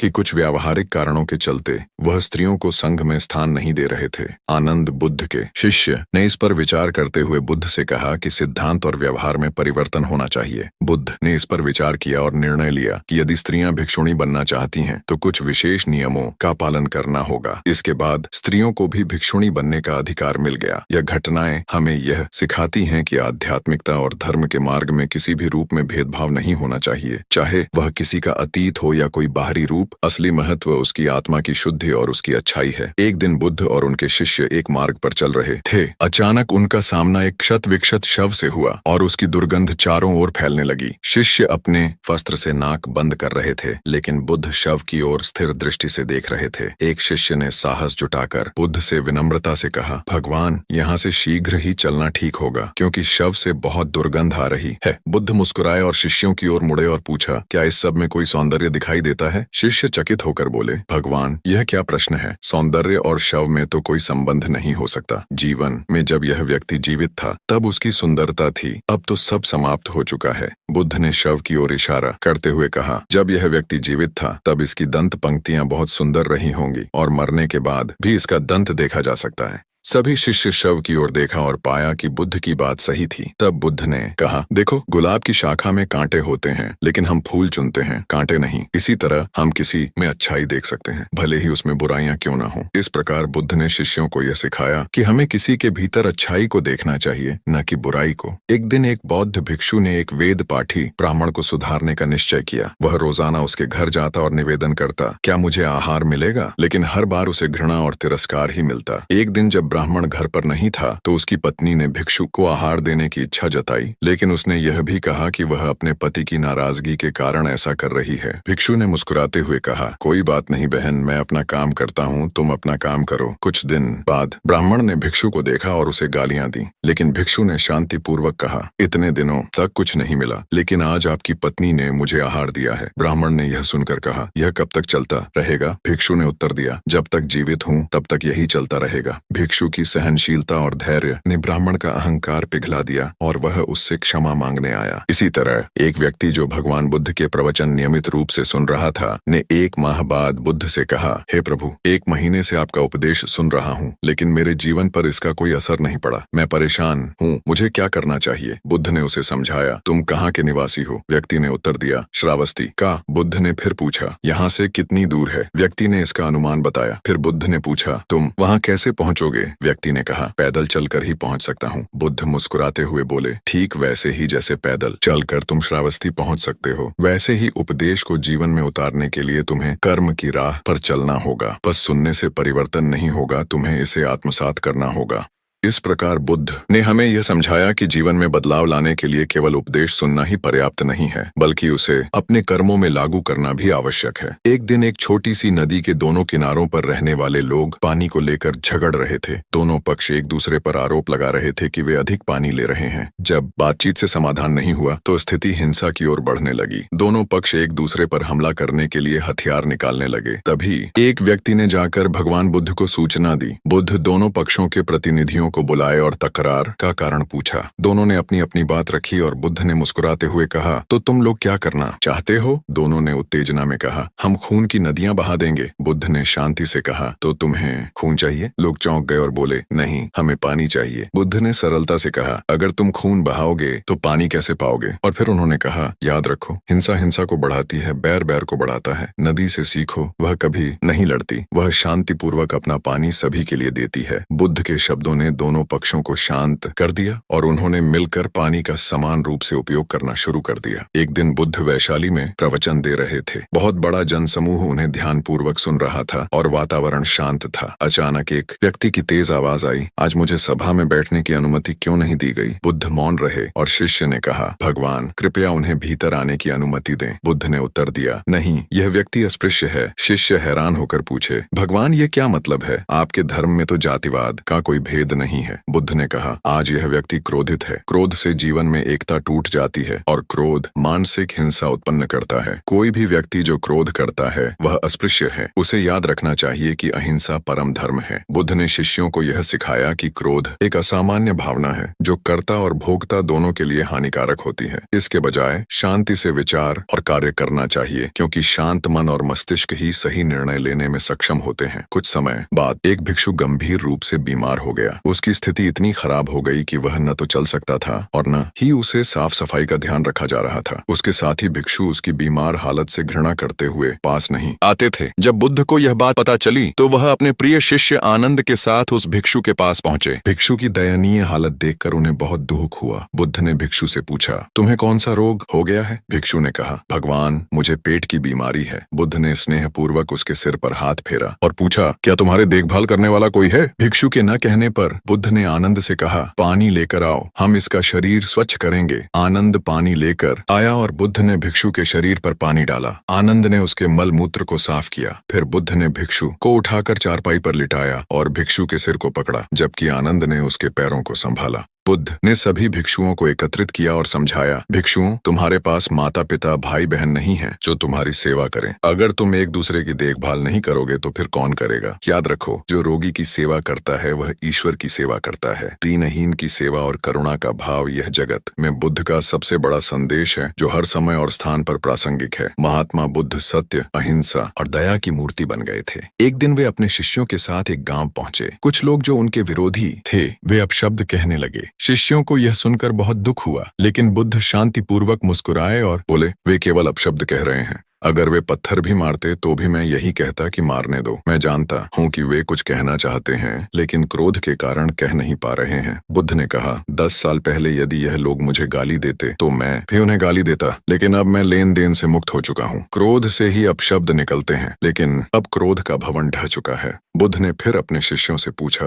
क्या हुआ जब यह लोग मिठाइयों और फल लेकर आए थे? शिष्यों ने उत्तर दिया, आपने उन्हें वापस कर दिया क्योंकि अब लेने वाला विदा हो चुका था। बुद्ध मुस्कुराए और बोले, इन्हें मिठाइयों का क्या करना चाहिए था? शिष्यों ने कहा, उन्होंने उन्हें गांव में बांट दिया। बुद्ध ने कहा, इन्हें मिठाइयां बांटने से पहले मैं कहता कि वे इसे गलत तरीके से नहीं बांटें। फिर बुद्ध ने कहा, यह लोग अब शब्दों का थाल लेकर आए हैं, लेकिन ये थाल मुझसे नहीं जुड़ सकते। ठीक उसी तरह जैसे खूंटी पर कोई वस्त्र टांगता है, वैसे ही अब शब्दों को मुझसे कोई फर्क नहीं पड़ता। एक दिन जयतवन के सभी ग्रामवासी भगवान बुद्ध के दर्शन और उपदेश सुनने के लिए एकत्र हुए। बुद्ध और उनके शिष्यों की गंभीर चर्चा चल रही थी और ग्रामवासी थोड़े असहज महसूस कर रहे थे। जब बुद्ध ने देखा कि ग्रामवासी असहज हैं, तो उन्होंने तुरंत धर्म चर्चा रोक दी और कहा, भद्र उठो, सामने ब्राह्मण मंडली खड़ी है, उन्हें आसन दो और आतिथ्य की सामग्री ले आओ। आनंद पिंडक ने देखा कि यह लोग ब्राह्मण नहीं बल्कि सामान्य लोग हैं जो मैले कुचैले वस्त्रों में खड़े थे। पिंडक ने कहा, यह लोग ब्राह्मण नहीं हैं, ये तो निम्न जाति के लोग हैं। बुद्ध गंभीर हो गए और बोले, पिंडक, जो व्यक्ति सदा श्रद्धावान है वह ब्राह्मण से अधिक सम्माननीय है, वह ब्राह्मण ही है, क्योंकि यह लोग अपने उद्देश्य के लिए भावनाओं से भरकर आए हैं। इस समय वे ब्राह्मण के समान ही हैं, अतः उनका आदर करना चाहिए। कथा का संदेश यह है कि व्यक्ति जन्म से नहीं कर्म से ब्राह्मण होता है। जो सद्गुणी और सत्कर्मी होते हैं वे भले ही शूद्र जाति में जन्मे हों, वे ब्राह्मण की तरह ही सम्मान के पात्र होते हैं और उन्हें उसी रूप में आदर किया जाना चाहिए। यदि जीवन में संतुलन बिगड़ जाए और थकान महसूस हो तो समझ जाइए कि बीमारी आ गई है। लेकिन यदि हम फिर से ऊर्जा प्राप्त करने के लिए विश्राम करते हैं तो यह थकान एक वरदान हो सकती है। आजकल की जीवन शैली में असंतुलन बहुत बढ़ चुका है और इससे शरीर की नियमित क्रियाएं भूल चुकी हैं। गौतम बुद्ध बहुत काम करते थे लेकिन कभी थकते नहीं थे। आज भी कई साधु संत उतना ही परिश्रम करते हैं जितना एक सफल कॉर्पोरेट व्यक्ति करता है, और वे जब रात को सोते हैं तो पूरी बेफिक्री के साथ सोते हैं। बुद्ध से उनके शिष्यों ने एक बार पूछा था, आप थकते नहीं हैं? बुद्ध ने जवाब दिया, जब मैं कुछ करता ही नहीं तो थकूंगा कैसे? यह सुनने में अजीब लगता है लेकिन इसमें गहरी गहराई है। अध्यात्म ने इसे साक्षी भाव कहा है, यानी स्वयं को देखना जब तन सक्रिय हो और मन विश्राम की स्थिति में हो। आजकल अधिकांश लोग असमय थक जाते हैं और इसका कारण असंतुलित जीवन है। एक प्रकार की थकान होती है जो स्वाभाविक है और एक होती है जो अकारण होती है। जब आपकी रुचियां, इच्छाएं और मूल स्वभाव धीमे पड़ने लगें और अकारण चिड़चिड़ापन हो तो यह थकान बीमारी का संकेत है। इसलिए प्रतिदिन योग, प्राणायाम और ध्यान करें। ये क्रियाएं अपने आप में एक प्रकार का विश्राम है। ये सोचने से भी थकान मिट सकती है कि क्या दिक्कत है। महात्मा बुद्ध ने ज्ञान प्राप्ति के लिए कठिन तप किया था। उन्होंने शरीर को कष्ट दिया, घने जंगलों में साधना की, लेकिन आत्मज्ञान प्राप्त नहीं हुआ। निराश होकर बुद्ध सोचने लगे, मैंने अभी तक कुछ भी प्राप्त नहीं किया, अब आगे क्या कर पाऊंगा? यह अविश्वास और नकारात्मक भावनाओं ने उन्हें परेशान कर दिया। कुछ समय बाद उन्हें प्यास लगी और वे थोड़ी दूर स्थित एक झील तक पहुंचे। वहां उन्होंने देखा कि एक छोटी सी गिलहरी के 2 बच्चे झील में डूब गए थे। पहले तो गिलहरी जड़वत बैठी रही, लेकिन फिर वह उठी, अपना शरीर झील के पानी में भिगोया और फिर बाहर आकर पानी को झाड़ने लगी। यह प्रक्रिया वह बार बार करती रही। बुद्ध ने सोचा, यह प्रयास कितना मूर्खतापूर्ण है, क्या यह कभी झील को सुखा सकेगी? लेकिन गिलहरी का यह निरंतर प्रयास बुद्ध को अपने लक्ष्य के प्रति दृढ़ संकल्पित रहने की प्रेरणा दे गया। वे सोचने लगे, अगर यह छोटी सी गिलहरी अपने सीमित प्रयास से भी निरंतर कोशिश कर रही है तो मैं क्यों नहीं? यह दृश्य बुद्ध के मन में बदलाव लेकर आया और उन्होंने अपना ध्यान फिर से अपने मार्ग पर केंद्रित किया। गौतम बुद्ध, जो स्वयं को निरंतर साधना में संलग्न रखते थे, एक दिन बोधि वृक्ष के नीचे ज्ञान के आलोक में प्रकट हुए। यह कथा हमें यह सिखाती है कि असफलता के बावजूद यदि हम अपने प्रयासों को निरंतर बनाए रखें तो हम एक दिन अपने लक्ष्य तक पहुंच ही जाते हैं। एक बार बुद्ध एक निर्जन स्थान पर ध्यान में लीन थे। इस स्थान पर एक यक्ष का वास था जो बुद्ध के आगमन से अनजान था। जब यक्ष वहां आया तो उसने देखा कि कोई अजनबी व्यक्ति उस स्थान पर ध्यान मग्न बैठा हुआ है। यक्ष ने गुस्से में आकर जोर से दहाड़ते हुए उसे डराने की कोशिश की। उसने हाथी, शेर, चीता, बाघ जैसे रूप धारण किए, लेकिन बुद्ध का ध्यान नहीं टूटा। अंत में उसने भयंकर विषधर का रूप लिया और बुद्ध के पैर के अंगूठे को काट लिया, लेकिन बुद्ध का ध्यान अभी भी अपरिवर्तित रहा। विषधर ने पूरी कोशिश की, लेकिन बुद्ध पर उसका कोई असर नहीं हुआ। थक हार कर विषधर नीचे उतरा और कुछ दूरी पर लेटकर अपनी थकान उतारने लगा। ध्यान समाप्त होने पर बुद्ध ने उसे स्नेह से देखा और उनकी निस्वार्थ प्रेम भावना ने विषधर को अमृत बना दिया। यक्ष ने श्रद्धा से बुद्ध को नमन किया। इस कथा का संदेश ये है कि मन की अशांति को शांत कर स्नेह और एकाग्रता से ही जीवन की कठिनाइयों पर विजय पाई जा सकती है। बोधि धर्म एक बार एक गांव में भ्रमण करते हुए पहुंचे, जहां के लोग उन्हें बहुत आदर देने लगे। गांव वालों ने बोधि धर्म और उनके शिष्यों का हार्दिक स्वागत किया और उनके पवित्र वचनों को सुनने के लिए एकत्र हो गए। जब बोधि धर्म लोगों को धर्म और आचरण पर उपदेश दे रहे थे, तभी एक व्यक्ति आया और बोधि धर्म को अपशब्द कहने लगा। लोग बहुत प्रयास करने के बाद भी उसे चुप नहीं करवा पाए। लोगों ने बोधि धर्म से कहा, महाराज, यह व्यक्ति कितना उदासीन है जो आपको निरर्थक अपशब्द कह रहा है। लेकिन बोधि धर्म ने जवाब दिया, यह व्यक्ति भविष्य में मेरा सबसे बड़ा भक्त बनेगा। लोगों ने आश्चर्यचकित होकर पूछा, कैसे? बोधि धर्म ने समझाया, जैसे कुम्हार घड़े को परखता है कि वह टूटे नहीं, वैसे ही यह व्यक्ति मेरे धैर्य और संयम की परीक्षा ले रहा है। जब वह देखेगा कि मैं शांत और संभव से प्रतिक्रिया करता हूँ, तो वह मुझे गुरु के रूप में स्वीकार करेगा। आखिरकार वह व्यक्ति बोधि धर्म का सबसे बड़ा भक्त बना। ये कथा ये बताती है कि शिक्षा देने से पहले गुरु का आचरण शुद्ध और उत्तम होना चाहिए, तभी उसकी गुरुता स्वीकार की जाती है। महात्मा गौतम बुद्ध ने श्रावस्ती में प्रवचन देना शुरू किया। यहाँ पर बड़ी संख्या में लोग आते और बुद्ध से ज्ञान प्राप्त करते। बुद्ध के शिष्यों का समूह भी बड़ा था, जो प्रवचन स्थल की व्यवस्था संभालता और बुद्ध की सेवा में लगा रहता। एक रात महात्मा बुद्ध अपने शिष्यों को प्रवचन दे रहे थे, जैसा कि वे हमेशा करते थे। अचानक एक व्यक्ति जो बुद्ध के ठीक सामने बैठा था, बार बार नींद में झूलने लगा। बुद्ध ने उसे देखा और कहा, वत्स, सो रहे हो? वह व्यक्ति झटके से बोला, नहीं महात्मा। बुद्ध ने फिर से प्रवचन शुरू किया, लेकिन कुछ ही देर बाद वह व्यक्ति फिर से ऊँघने लगा। महात्मा ने फिर वही सवाल पूछा और उसने फिर वही उत्तर दिया, नहीं महात्मा। यह सिलसिला कई बार चला। फिर बुद्ध ने गंभीरता से पूछा, वत्स, जीवित हो? इस बार उस व्यक्ति ने हड़बड़ी में जवाब दिया, नहीं महात्मा। यह सुनकर उपस्थित श्रोताओं में हंसी की लहर दौड़ गई और उस व्यक्ति को पूरी तरह से होश आ गया। तब बुद्ध गंभीर होकर बोले, वत्स, जो व्यक्ति नींद में रहता है वह मृतक के समान है। उनका तात्पर्य यह था कि गुरु से ज्ञान ग्रहण करते समय पूरी सजगता और जागरूकता आवश्यक है। गाफिल रहने पर ज्ञान प्राप्ति संभव नहीं होती। यह कथा सिद्धार्थ के जीवन के उस समय की है जब वे बुद्धत्व प्राप्त नहीं हुए थे। उस समय वे निरंजना नदी के किनारे स्थित जंगलों में ध्यान करते थे। रोज ध्यान करने के बाद वे पास के गांव से भिक्षा मांगने जाते थे, लेकिन एक दिन उन्होंने भिक्षाटन छोड़ दिया क्योंकि उस गांव के प्रधान की बेटी सुजाता उन्हें नित्य भोजन लाने लगी थी। सुजाता ने सिद्धार्थ को बड़े प्रेम से भोजन कराया। कुछ समय बाद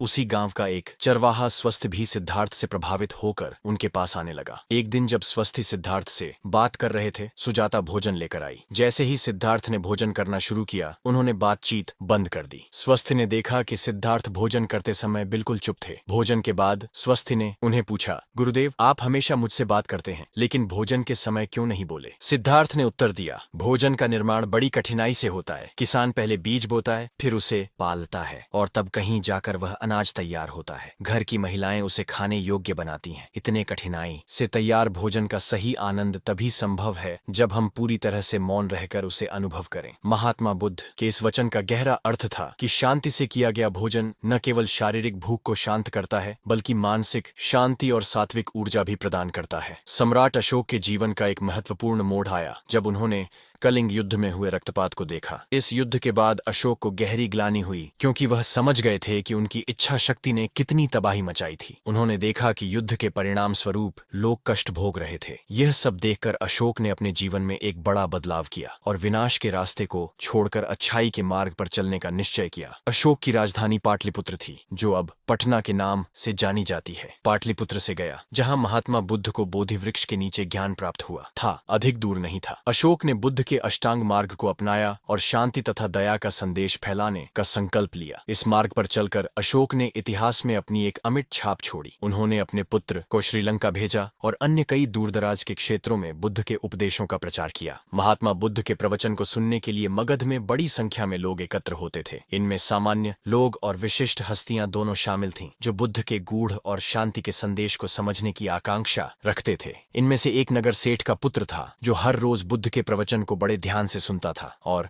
बुद्ध की तारीफ करते हुए घर लौटता था। एक दिन उसने एक शिष्य से आग्रह किया कि वह बुद्ध से मिलना चाहता है। जब उसे बुद्ध के पास ले जाया गया तो उसने साष्टांग प्रणाम किया और कहा, भगवान, आप जैसा तपस्वी और ज्ञानी व्यक्ति न पहले कभी था न भविष्य में होगा। वत्स, क्या तुम इतना अध्ययन कर चुके हो कि तुम जान पाओ कि पहले कितने संत महापुरुष हुए थे और भविष्य में भी क्या कोई नहीं होगा? युवक लज्जित हो गया क्योंकि इस सवाल का कोई स्पष्ट उत्तर उसके पास नहीं था। बुद्ध ने कहा, सदैव अपनी आंखें खुली रखो, जो जैसा है उसे वैसा ही महत्व दो, किसी से उसकी तुलना मत करो। इस वचन से बुद्ध ने यह शिक्षा दी कि किसी भी विद्वान या गुणी व्यक्ति की स्वतंत्र रूप से प्रशंसा करनी चाहिए, लेकिन उसे सर्वश्रेष्ठ मानना अनुचित है, क्योंकि श्रेष्ठता को समय और स्थान की सीमाओं में नहीं बांधना चाहिए। इसके बाद भगवान बुद्ध के प्रिय शिष्य आनंद की एक घटना याद आती है। आनंद में उदारता, स्नेह और सहिष्णुता जैसे गुण थे। वे सभी के प्रति समान व्यवहार करते थे। एक बार आनंद को रास्ते में बड़ी प्यास लगी और पास ही एक कुआं दिखाई दिया जहां एक लड़की पानी भर रही थी। आनंद ने लड़की से पानी पिलाने की विनती की। लड़की ने भय से सिर झुका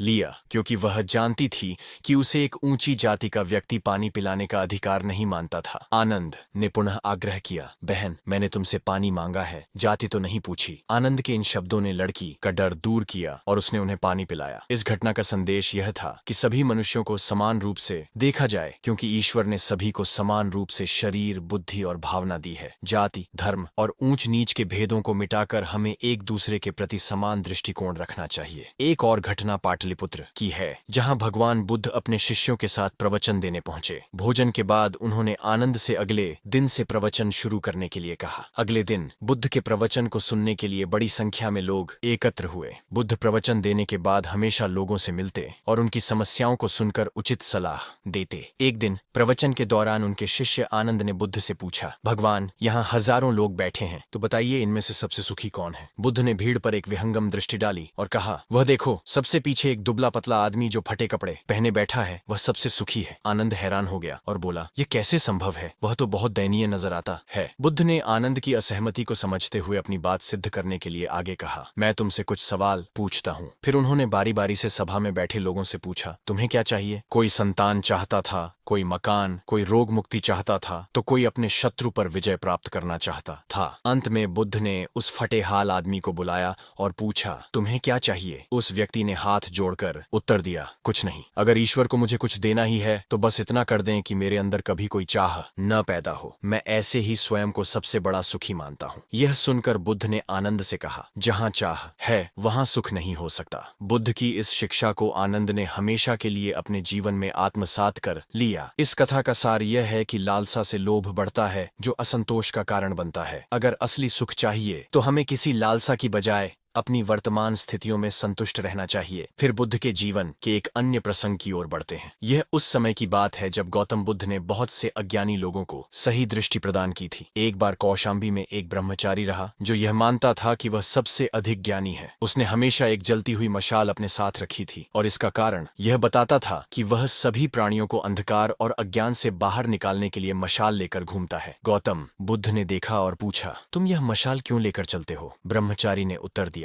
मैं इसे इसलिए रखता हूं ताकि अंधेरे में भटके लोग इसे देख सकें और रास्ता जान सकें। बुद्ध ने उसकी बात सुनकर पूछा, क्या तुम्हें 4 प्रकार की विद्याओं का पूर्ण ज्ञान है? शब्द विद्या, नक्षत्र विद्या, राज्य विद्या और युद्ध विद्या? ब्रह्मचारी ने जवाब दिया कि वह इन विद्याओं में से किसी का भी पूर्ण ज्ञान नहीं रखता था। इससे बुद्ध ने समझाया कि जो लोग दूसरों को ज्ञान देने का दावा करते हैं, वे अगर स्वयं अज्ञानी हैं तो वे अंधेरे में दूसरों को मशाल कैसे दिखा सकते हैं? वे अपनी खुद की अज्ञानता को स्वीकार कर बिना अहंकार के सत्य को समझते हुए ही दूसरों को सही मार्ग दिखा सकते हैं। एक और घटना में एक महिला गौतम बुद्ध के पास आई जो बहुत दीनहीन अवस्था में थी। उसने सुना था कि बुद्ध एकाहारी हो गए हैं और अपने सारे ऐश्वर्य का त्याग कर चुके हैं। उसने भी उनका अनुसरण करने का निश्चय किया और सब कुछ त्याग दिया। वह जीवन में केवल बुद्ध की तरह जीना चाहती थी, लेकिन एक दिन बुद्ध अचानक उस कक्ष से बाहर चले गए। वह महिला यह समझने की कोशिश कर रही थी कि बुद्ध के मन में उस क्षण क्या विचार थे। क्या संबोध एक क्षण का होता है या यह एक लंबा अभ्यास है? बुद्ध का ध्यान और साधना सिर्फ एक क्षण का नहीं था, यह पूरी जिंदगी की साधना थी जो धीरे धीरे किसी व्यक्ति के जीवन को बदल देती है। इस प्रकार एक व्यक्ति बुद्ध के पास पहुंचा जो अत्यधिक तनाव में था और उसके मन में कई सवाल घूम रहे थे, जैसे आत्मा क्या है, जीवन का उद्देश्य क्या है, बुद्ध ने उसे शांति और सरलता से समझाया कि जीवन के इन सवालों का उत्तर सिर्फ खुद की अंतर्दृष्टि और ध्यान में मिल सकता है, न कि बाहर की दुनिया में। ये सभी घटनाएं बुद्ध की शिक्षाओं के महत्वपूर्ण पहलू को दर्शाती हैं, जो हमें सिखाती हैं कि सच्ची शांति और सुख हमें अपनी इच्छाओं को नियंत्रित करने और अपने भीतर संतुष्टि प्राप्त करने से ही मिल सकती है। एक व्यक्ति बुद्ध के पास आया और उसने पूछा कि मृत्यु के बाद आदमी कहाँ जाता है, सृष्टि का निर्माता कौन है, स्वर्ग और नरक की अवधारणा कितनी सच है और क्या ईश्वर है। उसके मन में इन सवालों के उत्तर नहीं मिल रहे थे। जब वह बुद्ध के पास पहुंचा तो उसने देखा कि बुद्ध के चारों ओर बहुत से लोग बैठे हैं और बुद्ध उन्हें धैर्यपूर्वक उनके सवालों का हल दे रहे थे। वह व्यक्ति हैरान था कि बुद्ध उन सभी के सवालों का बहुत सहज तरीके से समाधान कर रहे थे। वह व्यक्ति सोचने लगा कि इन सभी सांसारिक सवालों से बुद्ध को क्या मतलब है, और उसे लगने लगा कि इन लोगों को भगवत भजन करना चाहिए और अपने बुनियादी जीवन के सवालों से उबरना चाहिए। हालांकि बुद्ध का व्यवहार देखकर ऐसा महसूस हो रहा था कि जैसे बुद्ध को इन लोगों का दुख अपना दुख लग रहा हो। उस व्यक्ति ने आखिरकार पूछ ही लिया, महाराज, आपको इन सांसारिक बातों से क्या लेना देना? बुद्ध ने उत्तर दिया, मैं ज्ञानी नहीं हूं, बल्कि एक इंसान हूं, और वह ज्ञान किस काम का जो इतना अहंकारी हो कि दूसरे की चिंता न करे। ऐसा ज्ञान तो अज्ञान से भी बुरा है। बुद्ध की यह बात सुनकर व्यक्ति की उलझन दूर हो गई और उसकी सोच बदल गई। उस दिन से उसकी दृष्टि और आचरण दोनों में बदलाव आ गया। इस घटना का सार यह है कि ज्ञान तभी सार्थक होता है जब वह लोक कल्याण में प्रयुक्त होता है। महात्मा बुद्ध ने युवक को यह समझाया कि सत्संग का महत्व क्या है।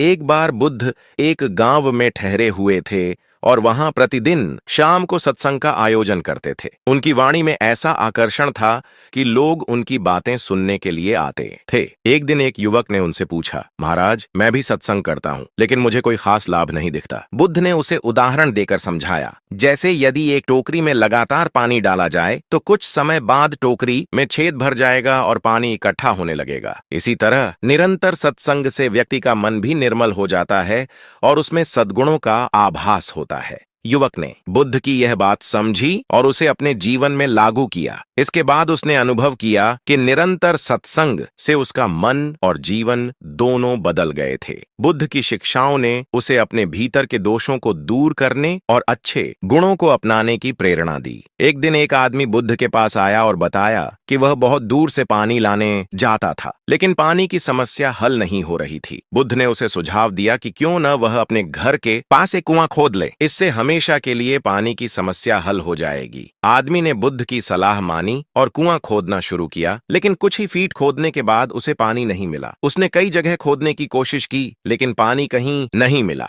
निराश होकर वह आदमी बुद्ध के पास आया और बताया कि उसने 10 कुएं खोद दिए, लेकिन पानी कहीं भी नहीं मिला। बुद्ध को यह सुनकर आश्चर्य हुआ। वे स्वयं उस स्थान पर गए जहां वह आदमी कुएं खोद रहा था। बुद्ध ने गड्ढों की गहराई देखी और समझ गए कि समस्या क्या है। उन्होंने आदमी से कहा, तुमने जितने कुएं खोदे हैं उनमें से किसी भी एक को भी सही गहराई तक नहीं खोदा। अगर तुम शुरू से ही सही गहराई तक खुदाई करते तो तुम्हें पानी जरूर मिलता। यही जीवन की सच्चाई है। यदि हम किसी काम को सही तरीके से और धैर्यपूर्वक करें तो सफलता जरूर मिलती है। यह कहानी हमें यह सिखाती है कि जीवन में सफलता पाने के लिए निरंतर प्रयास और सही दिशा में काम करना जरूरी है। यदि हम बिना धैर्य और सही योजना के काम करेंगे तो कोई भी प्रयास सार्थक नहीं होगा। बुद्ध ने सेठ को समझाया कि अगर तुम अपने मन से लोभ, मोह, क्रोध, घमंड और द्वेष के कांटे नहीं निकालोगे तो हमेशा अशांत रहोगे। सेठ ने यह सीख लिया